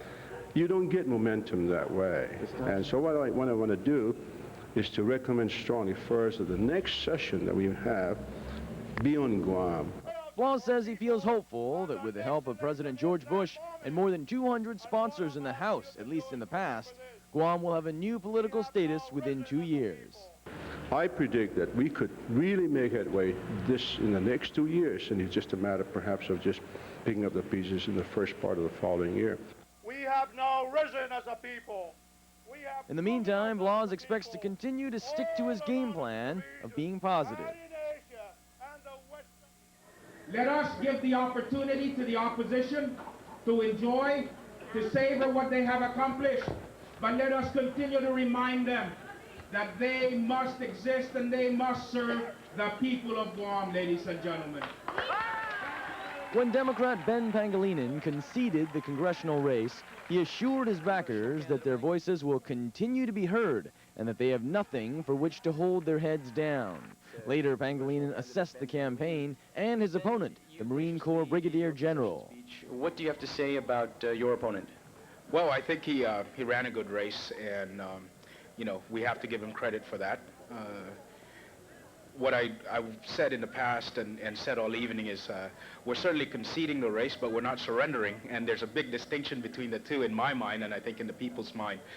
Despite losing for the second time in as many tries, Pangilinan told his backers the way they fought this campaign will serve to make the island better.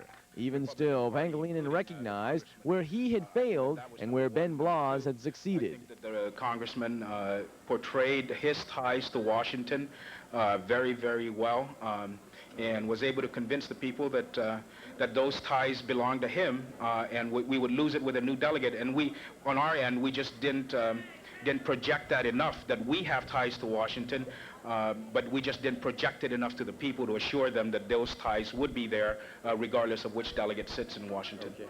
And very briefly, from here, Pangilinan says he will keep contributing to the Democratic Party by working in both the public and private sectors. In Agana, Farland Chang, Cable News. Guam's two new Republican senators are both enthusiastic about starting their jobs. As a newcomer to politics, former PUAG Chief Tony Blas nearly made political history here by becoming the second highest vote getter in the legislative race. Wants to send a strong and clear message to Iraq's President Saddam Hussein. And sources to Cable News say that Delta Airlines is looking to make a deal with Continental Airlines. It would mean some changes for Pacific travelers. More news, weather, and sports. And telling you what, Showtime and the Movie Channel. If you want to see the movie Look Who's Talking, you can see it on both Showtime and HBO. But if you want to see Dead Poets Society, only Showtime has it. HBO doesn't. Showtime also has Lockup, Sex, Lies, and Videotape. She's a tireless dancer, Maravik Domingo, and a very colorful one. Look for her and her young partner on the cover of this week's TV Guam. Charlie Sheen is a tireless actor and the subject of a close-up profile this week. All this along with puzzles, horoscopes, movie reviews, movie previews, tidbits, and this week, a few thoughts about the hazards of being overcome by the intoxicating smells on a new car lot. And of course, TV Guam has the island's only complete TV schedules. Go ahead. This week, pick out a little something you like. Pick up a copy of TV Guam. I gotta hit my retros and get back to tamooning. Hi folks, old Super Chicken. We got a lot of used cars in this week. We have some real nice ones out there. 87s and 88s running $39.95, $49.95. The wholesale blue book on most of these cars is $6,000 plus accessories. And most of them have. In fact, I think all of them, with the exception of one or two, have air conditioning, automatic and power steering, and what have you. Really nice cars at real low prices. And we'll finance those cars for long terms, very low down, And listen, I said that if you had bad credit, we'd help you get your car. Now, someone wrote me a letter and said, well, I had bad credit and you didn't get me a car. Well, if it's too bad, nobody can help you. But I'll tell you, folks, if you just got a little edgy credit, you come down and we'll work and do our very best to help you get your credit back good again. And if you've got good credit, you can buy cars here for as low as nothing down. So come in and see the dealer that'll sell you a brand new car, 91 at 90 prices, and sell you a used car so cheap you can't believe it. And we'll give you grocers from Payless, and remember, all weekend hot dogs and 7-Up and Pepsi-Cola. We love you, Guam. Welcome to the award-winning cable news with the latest local, national, and international news, weather, and sports information. Now the most comprehensive news organization on Guam and in the Northern Marianas, the Cable News Team. Buenas noches and welcome to the Saturday cast of Guam Cable News. My name is Carlotta Leon Guerrero. An unidentified Micronesian man was found murdered this morning at the Jonestown Overlook. Police Information Officer Lieutenant Phil Dennis has the details. About 6:58 this morning, we had a William T. Murphy, apparently of Jonestown, was looking at the surf at the Jonestown Overlook when he came across the body of a male lying on the ground. So he called police units. We responded, and we found the body, possibly a Micronesian male in his 35 to 40 years of age, lying on the ground with multiple stab wounds to the upper part of his body. The CID units were called in. Dr. Park was called to the scene to check the body, and he is conducting an autopsy at this time to determine the exact cause of death. We're classifying this as a homicide at this time, possibly a murder, until the autopsy is completed. And his identity? We're trying to get an identity on him now. He had no identification on him, so we're asking anybody that might have an idea who this person is to give us a call. And he's described as dark complected, about 5'4", slim build, short black wavy hair with a slight mustache, and he has a tattoo on his forearm in the shape of a heart, and he was wearing a gray shirt and beige pants, and like I say, he's Micronesian.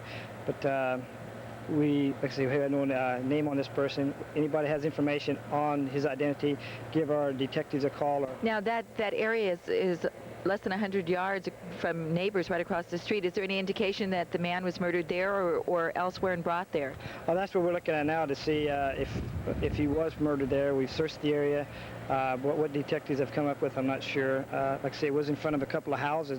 People could have looked out their windows and maybe seen something. So, like I say, right now we're trying to determine was he killed there or killed some other place and the body dumped there. The exact cause of death won't be known until an autopsy is completed. A slight twist in a popular phrase to report tonight. People are throwing rocks at glass houses and doors and windows and windshields. The first incident was reported to the Guam Police Department just before midnight.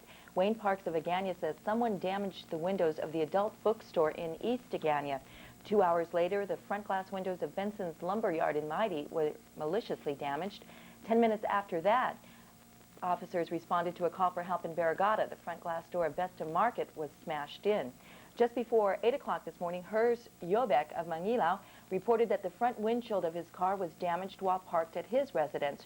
Half an hour later, Vincent Tysican of Barragata Heights reported that a window of a bus was damaged while parked at the Yamas Bus Company on Velo Road. At 9 o'clock this morning, police received a call from Chin Wong of Telefofo reporting that the front glass door of the Numero Uno store in Dedido had been damaged sometime during the night. Less than half an hour later, Antonio Carbolito of Dedido reported that the window of the Dedido Public Health Center had been damaged. At 9:45 this morning, Frank Owner of Sinanya reported the windows of Ted's Beds in Dedido had been smashed in. The final report of cracked and smashed windows occurred at 12:03 this afternoon. Chin Wen Wang of Tamuning told officers that the window of the Yi Shin store in Dedido had also been damaged. During the 12-hour period between midnight and noon, police received a total of 9 reports of cracked glass. Speaker Joe T. San Augustine was unanimously selected by his peers to retain the position in the next legislature. The two-time speaker is the 10th person to hold the top spot in the Guam legislature. The Democratic majority took less than 3.5 hours the other night to pick San Augustine as the Speaker of the 21st Guam legislature and to divvy up the committee chairmanships. San Augustine joins a list of former and current political leaders of Guam who have held the speakership position.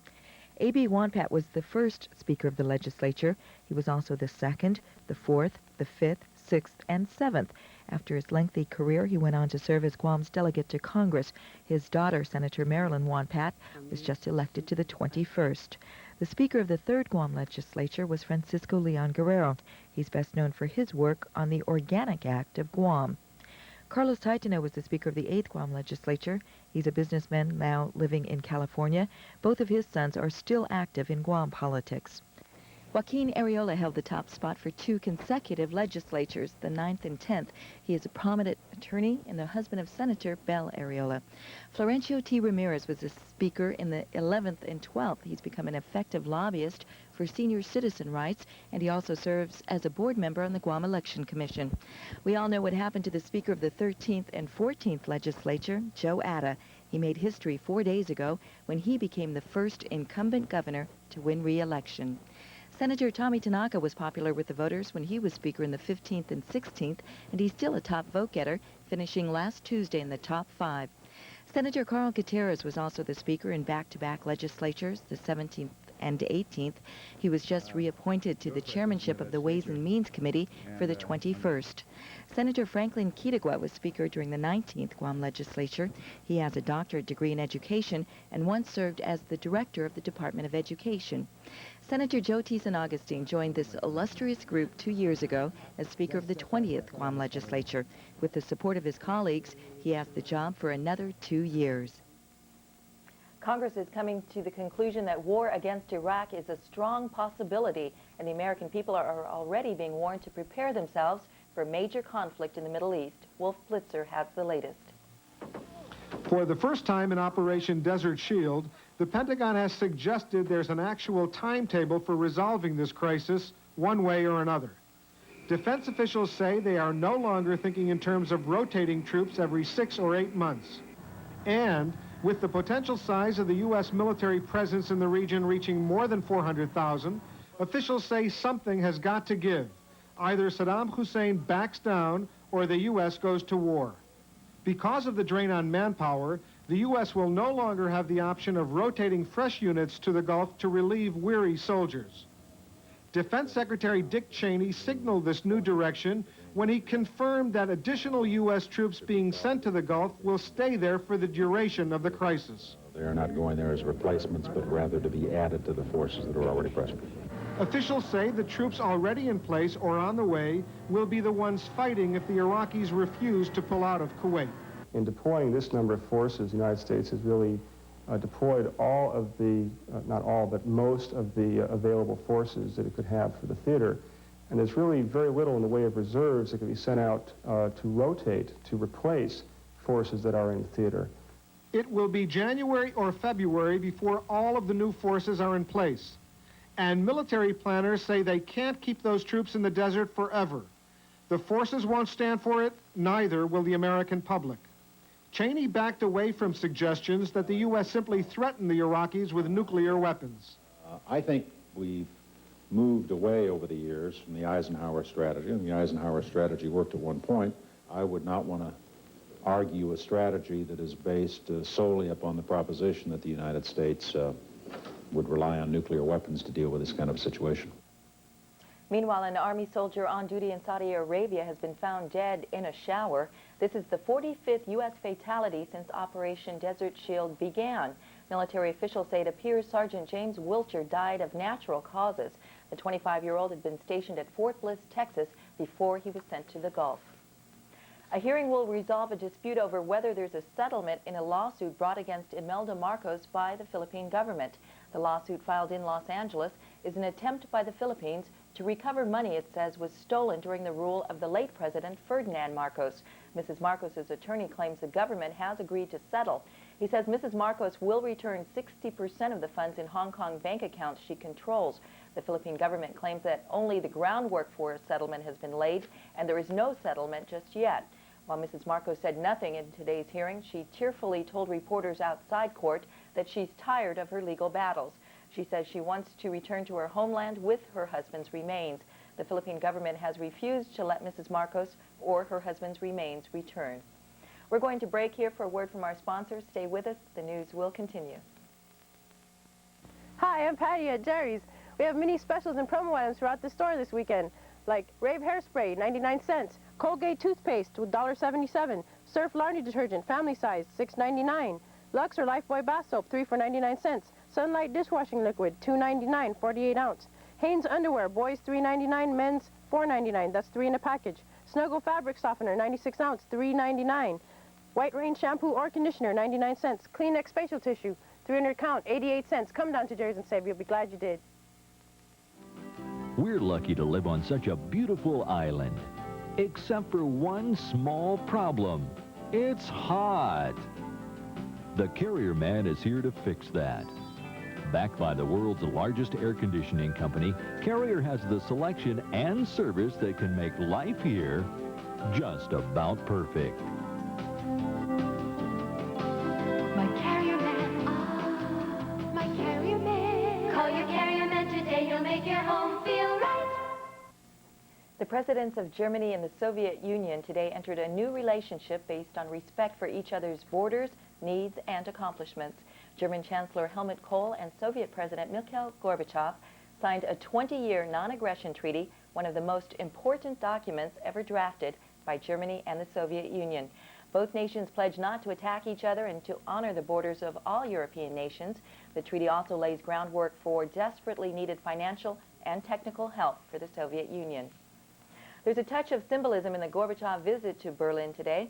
It comes on the one-year anniversary of when citizens of the then divided city were first allowed to pass through the Berlin Wall.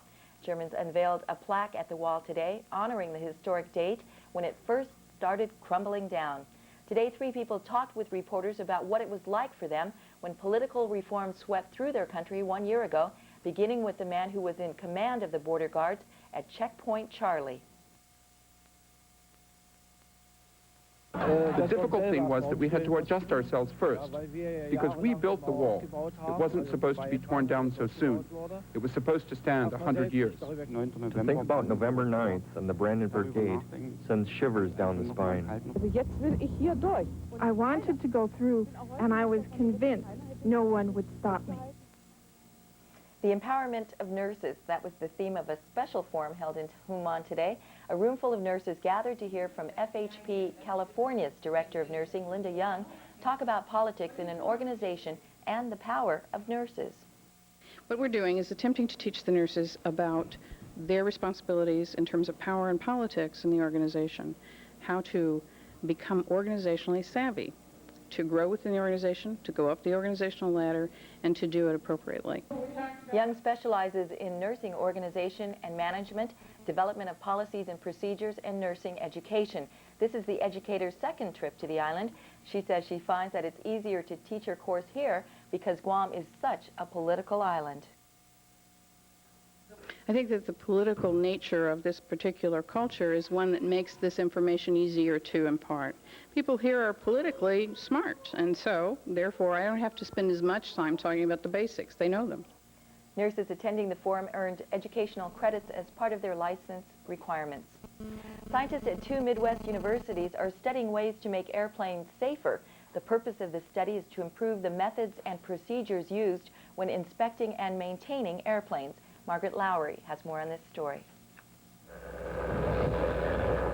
July 1989, a United Airlines DC-10 crashes in Sioux City, Iowa. More than 100 dead. The cause? A cracked engine part, according to the NTSB. Could the crack have been detected, the crash prevented? Using ultrasound, we can detect some kind of flaw. These are the kinds of questions researchers from 2 universities are addressing in a $3 million FAA-funded program to develop and apply high-tech inspection methods to aircraft maintenance and safety. A unique synthesis of academia, industry, and government together in a Center for Aviation Systems Reliability, headquartered at Iowa State University. Much of the work is also carried out in the laboratories of Northwestern University in Illinois. And what we intend to do is to bring more sophisticated and modern techniques, such as ultrasound, eddy currents, X-ray techniques, and laser interferometric techniques into the maintenance facilities. The sound wave then is reflected from the crack. Ultrasonics use sound to find flaws by scanning material often submerged in water. already used to some extent on aircraft. But to date, the human eye remains the most commonly employed tool, and cracks and other signs of fatigue can be tough to spot. It's probably the trickiest inspection problem that you can deal with. An airplane is a very complex system, and there are a multitude of sharp angles and difficult situations. Researchers are also exploring light, heat, electrical emissions, integrating a variety of non-destructive evaluation methods. That is, examining metal and other materials without harming them, much like radiology looks inside the human body. What we get is the light that comes off this of the specimen has information about the defect. Laser technology may be the most pioneering of the Brave New World approaches. Light beams give an internal picture of a structure. Evolving technology, not necessarily novel. Many of the techniques are already used in archaeology, art, in medicine, by manufacturers and the military. The challenge facing researchers here is taking the technology out of the laboratory and applying it in the field. What's the size of a house, the color of a fire truck, and loved by many children on Guam? Why, it's Clifford the Big Red Dog, of course.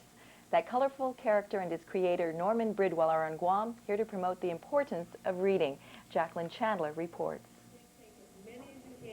He's big, warm, red, and lovable. He's Clifford the dog. Clifford's creator, author, and illustrator Norman Bridwell came to the island at the invitation of the International Reading Association of Guam Council. IRA President Cheryl Nixt. He's here to promote reading on Guam. We're very excited to have a real live author on Guam, and we're encouraging all the kids to read, and that's the whole idea, to promote reading. Clifford was created 25 years ago and is described as an all-around dog. There are 28 Clifford books available, and they cover a variety of everyday topics. For example, there's Clifford's Tricks, Clifford's ABCs, and Clifford's Good Deeds, just to name a few. Bridwell says when he writes, he doesn't think of his readers as children. I don't really think about it being for children. People that try to write for children that way tend to get what my editor calls cutesy poo. It sort of writes down or plays down to the children, and they don't like that. They like to be treated just like any other sort of person. They're grown-ups to themselves, and I just write as I would write for a grown-up. 27 million copies of Bridwell's Clifford books have been sold, and the books have been translated into 8 different languages. Bridwell says he wasn't sure if Clifford was popular here on Guam or not. The books get around quite a bit, but I just wasn't sure if they would be here. There's some parts of the United States they don't get to. Bridwell and his furry friend Clifford will take part in this year's Guam Governor's Conference on Library and Information Services. In Tumon, Jacqueline Chandler, Cable News. Bridwell and his books will be featured at a special showing this Monday at Gibson's between the hours of 10 and 3. We'll take a quick look at today's local and regional weather when we come back from this break. It's just a pure and natural being for you. So icy cold, so crisp, so clear for you. The king of beer, so fresh, so true for you. You got the taste, this bird's for you. You'll have the world at your feet with quality carpet. Everyone knows the Carpet Store for its quality carpets and locally manufactured vertical blinds. But now the Carpet Store is the local manufacturer of La Petite Mini Blinds. Precision-crafted 1-inch slimline horizontal blinds made to your specifications and delivered in 1 week or less. Only at the Carpet Store behind the ITC building in Tamuning. We had a mixed bag of weather today, some sunshine, and then a few periods where the rain showers just kept coming down. Presently, we're under partly cloudy skies with isolated light showers falling. The temperature is 85 degrees. Winds are coming from the east at 15 to 25 miles per hour with gusts to 30. The barometer is reading 29.74 inches, and the relative humidity is 64%. Taking a look at our satellite map, we see there's nothing of concern in the general vicinity. There's some high-level cloudiness over the top of us, and that's why we're not seeing clear blue skies, but rather the usual tropical rain showers. Meanwhile, our sea and surf conditions are up some this evening. Forecasters say that's caused by a combination of a high-pressure system to the north of Guam and some low pressure from Typhoon Mike. Speaking of which, Typhoon Mike is located at 8.9 degrees north and 135.5 degrees east, or about 140 miles northeast of Koror tonight. Mike is moving west at 8 miles per hour, heading towards the Philippines. Winds are clocked at 125 miles per hour with gusts to 155 miles per hour, and the storm is intensifying. Checking in on regional temperatures, Saipan topped out at 81 degrees under mostly cloudy skies today. It was raining near the 80-degree mark in Beilao. It was 87 and sunny in Chuuk. Pohnpei was 86 with showers, and Yap checked in with a high of 80 degrees. In the more traveled locations, it was cloudy and 62 in Hong Kong, 83 in Honolulu, 81 with haze in Manila, 28 in Seoul, Taipei 61 in rain, and sunny with a high of 66 in Tokyo. 0.11 of an inch of rain fell since yesterday, and that brought our total for the month up to 1 7/8 of an inch. Expect our first low tide of 1.3 feet at 9:13 tonight. That will be followed by a high tide of 1.8 feet at 1:57 early tomorrow morning. The seas are moderate at 5 to 8 feet. The surf is hazardous at 6 to 9. We do remain under a hazardous surf and small craft advisory. For tonight, expect partly cloudy skies with isolated light showers. And for tomorrow, forecasters say it's back to mostly sunny skies. That's a quick peek at our weather for this Saturday evening. Stay tuned because Marty's up next and he has all the sports for you. So about this memo, who do you like for our long-distance service? I have to say, I really like RCA. That sounds familiar. It is familiar. It's their 1, 2, 3 prefix plan, and it's fast and simple. These days, nothing's fast and simple. Well, this is.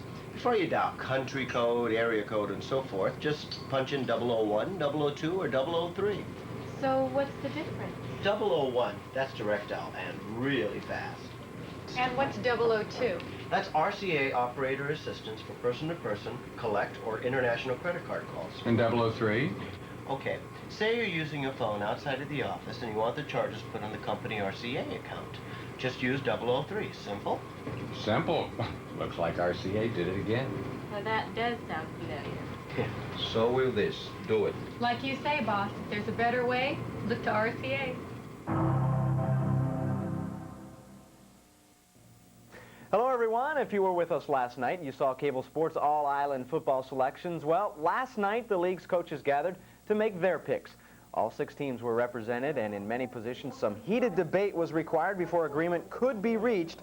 But after 3 hours, the list was finalized, and here it is. On offense, line selections were Roland St. Nicholas, Jess Flores, and Francis Regis of FD, Tom Miyazaki of JFK, and Vince Camacho, a unanimous pick from GW. Wide receivers selected were Jason Iriarte of JFK, and Andy Hossey, and Joe Duenas of Sanchez. Running backs chosen were Mike Palacios of GCC. Palacios was also named the offensive MVP, Anthony Areola of FD, and Fred Pangilinan of GW. Robert Untalan of GW took quarterback honors, while Iriarte was tabbed best kicker, and Tom Morrison of the Southern Rebels as top utility player. On defense, linemen were Francis Regis of FD, Josh Garrido of JFK, Jose Didesco of Sanchez, and Mike Gutierrez of GW. Tim Chen and Rich Diego were tabbed at defensive end. Rick Rebellion, Luis Dobrowski, and Tim Irwin were the top linebackers chosen. 5 defensive backs were picked: Ryan Gumatautau, Dean Perez, Jack Quito, Jason Iriarte, and Derek Coker. Jason Cruz was named best punter, and Carlo Regis as top utility. Francis Regis was selected the defensive MVP. One figure missing from last night's selection meeting was long-term GW head coach Loren Cruz. Cruz, suspended for 2 years from coaching, was asked yesterday why and how did the great incident happen.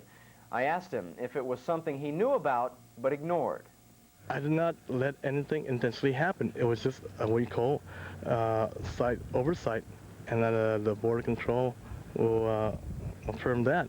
And I made a mistake on that part. It was just I was overwhelmed with work, and I just got caught up in work, and it got the best of me. But I did not do anything intentionally.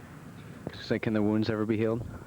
I really don't have any animosity, and the only one that can take any kind of repentance back is the Lord, and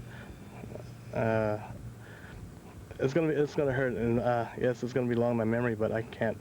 I will not hold any kind of grudge or anything. It's been a long, tragic year. Back on the football field, the little ones went at it again in GYFL action today. The Guam Marauders hosted the Southern Cowboys in Barrigada. The Marauders were better hosts than they perhaps should have been in the Peanut Division game. The Cowboys took the cake and ate it too as they stormed to a 33-0 victory. Rude hope. The win keeps the Cowboys Peanut Bunch undefeated at 3-0-1. While the Marauders are still looking for their first win of the season, they are 4-0. The Cowboys Pee-wees also won 6-0, but in the midget play, the Marauders won at 19-6 to improve to 4-1 alone in second place. On the golf scene, many of Guam's top golfers are in Saipan this weekend, taking part in the 17th annual Proud Bird Golf Tournament at the Coral Ocean Point course. 152 golfers are entered in the two-day affair, and after 18 holes, here's how the leaderboard stacks up. Tony Sator from Saipan has the first round lead following a round of 1/73. Just a shot back is Guam's Ray Pablo with a 74. Saipan's Lloyd Hartman is 2 off the pace at 75, and then a pair of golfers from Guam are tied at 76. They are Bill Regis and Vic Borja. In the A-flight, Saipan's Yoon Kim leads with a 76. He's followed by Bill Tidegui, Joe Sablan, Jay Sorensen, and Gordon Tidinko. All other flight leaders were not available at airtime. The final round is tomorrow, with the leaders scheduled to tee it off at 7:30. Well, one drive around Island today, and you could tell it was a busy day sports-wise, as venues were packed everywhere you went. First, at George Washington High School, interscholastic wrestling kicked off a new season. It was the first match for all the schools, and sometimes not everything worked out as planned. I guess he's not going to try that next week. In a couple of results for you, JFK was an easy winner over the GCC Tradesmen 51-6, and in a match between GW and FD, it was all Geckos as they posted a convincing victory. The wrestling season lasts until the 15th of December, and each Saturday you can see all the schools in action up at George Washington Gym. Wrestling starts at 9 in the morning. Girls were also in action today, but this was on the soccer field. Up at Simon Sanchez, the host Lady Sharks opened their season by hosting the GW Lady Geckos. A lot of action in this one, however, a little bit more by the Geckos as they pulled out a 3-2 win. It's their first victory of the season as they improved to 1-1. For the Sharks, since it was their opener, they fall to 0-1. Now, soccer was not your cup of tea. All you had to do was walk inside at Sanchez to the basketball courts, and there was the second annual island-wide 3-on-3 basketball tournament. Not much of a turnout this year as no girls teams showed up. Only 2 men's teams in the men's open class arrived, but 2 teams was all that was needed to play. The team of Ken Legaspi, Curtis Hellier, and Richard Devra whooped up on their opponents 21-10 to take the title. 6 teams signed up for boys student division play, and they played pool play today. They should finish the tournament on Monday. The NBA finds 5 guys a lot better to work with than 3, but when you have Michael Jordan at times, you only need 3.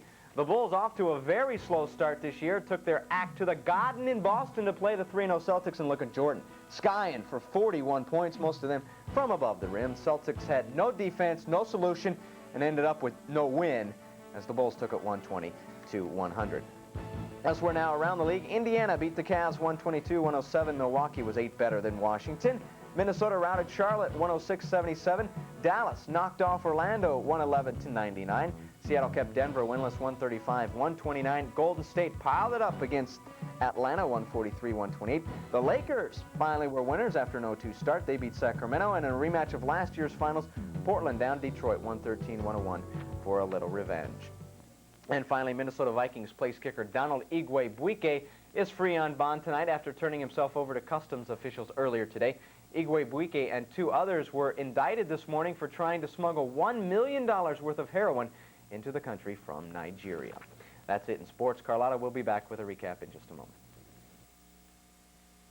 The University of Guam is the major institution of higher education in the Western Pacific, with the Marine Lab leading the way in research in aquaculture, exploratory fisheries, and basic research in ecology and other specialty areas. Our art department offers students minor and major programs and enrichment programs with special courses including ceramics, mural paintings, and weaving. The University of Guam offering you the opportunity to excel in your chosen field. UOG, your university leading through excellence. International Investment Incorporated, a locally owned corporation providing many services to Guam. Real estate, property management, industrial, commercial, and office complexes. Also the International Marina Hotel, International Rent-A-Car, International Trading Company. International Investment Incorporated additionally is breaking grounds for the construction of a 5-story multi-commercial complex. International Investment Incorporated, a new locally owned business helping to build Guam's economy. Well, that's our news for you this Saturday night. Thank you very much for joining us. On behalf of the entire Cable News team, enjoy the rest of your evening. Good night. Good night.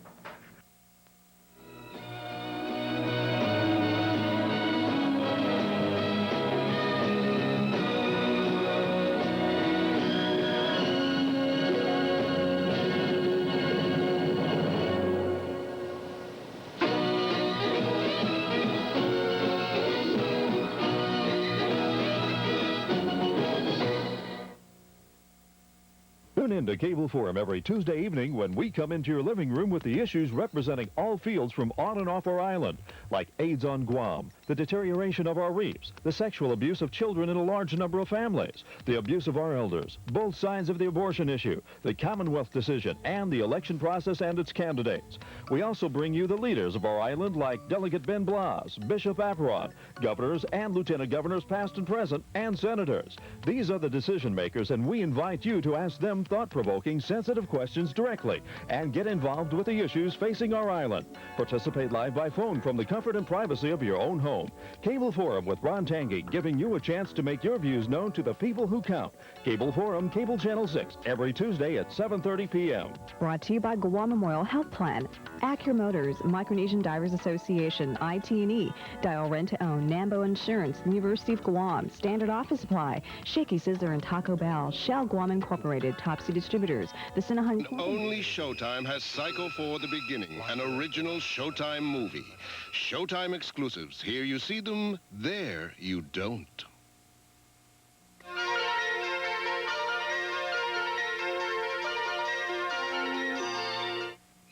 Before the terror can end, see how it all began. I may be well now, but I'm not cured. Coming in November, Psycho. Hi, I'm Bob from Bob's Nursery. We got the best selection of plants and orchids in town. Come down and take a look. Hi, I'm Lenny, and I work at Bob's Nursery, too. And we have a plant for you. Hi, I'm Jonna, the store manager. I'll help you find the plants you need. If you need any landscaping, here's our hard-working crew. And here's the real boss of Bob's Nursery. Come and buy my daddy's plant. Bob's Nursery on Route 16 near the entrance to Barragata Heights. Just call 637-BOBS. I gotta hit my retros and get back to Tamooning.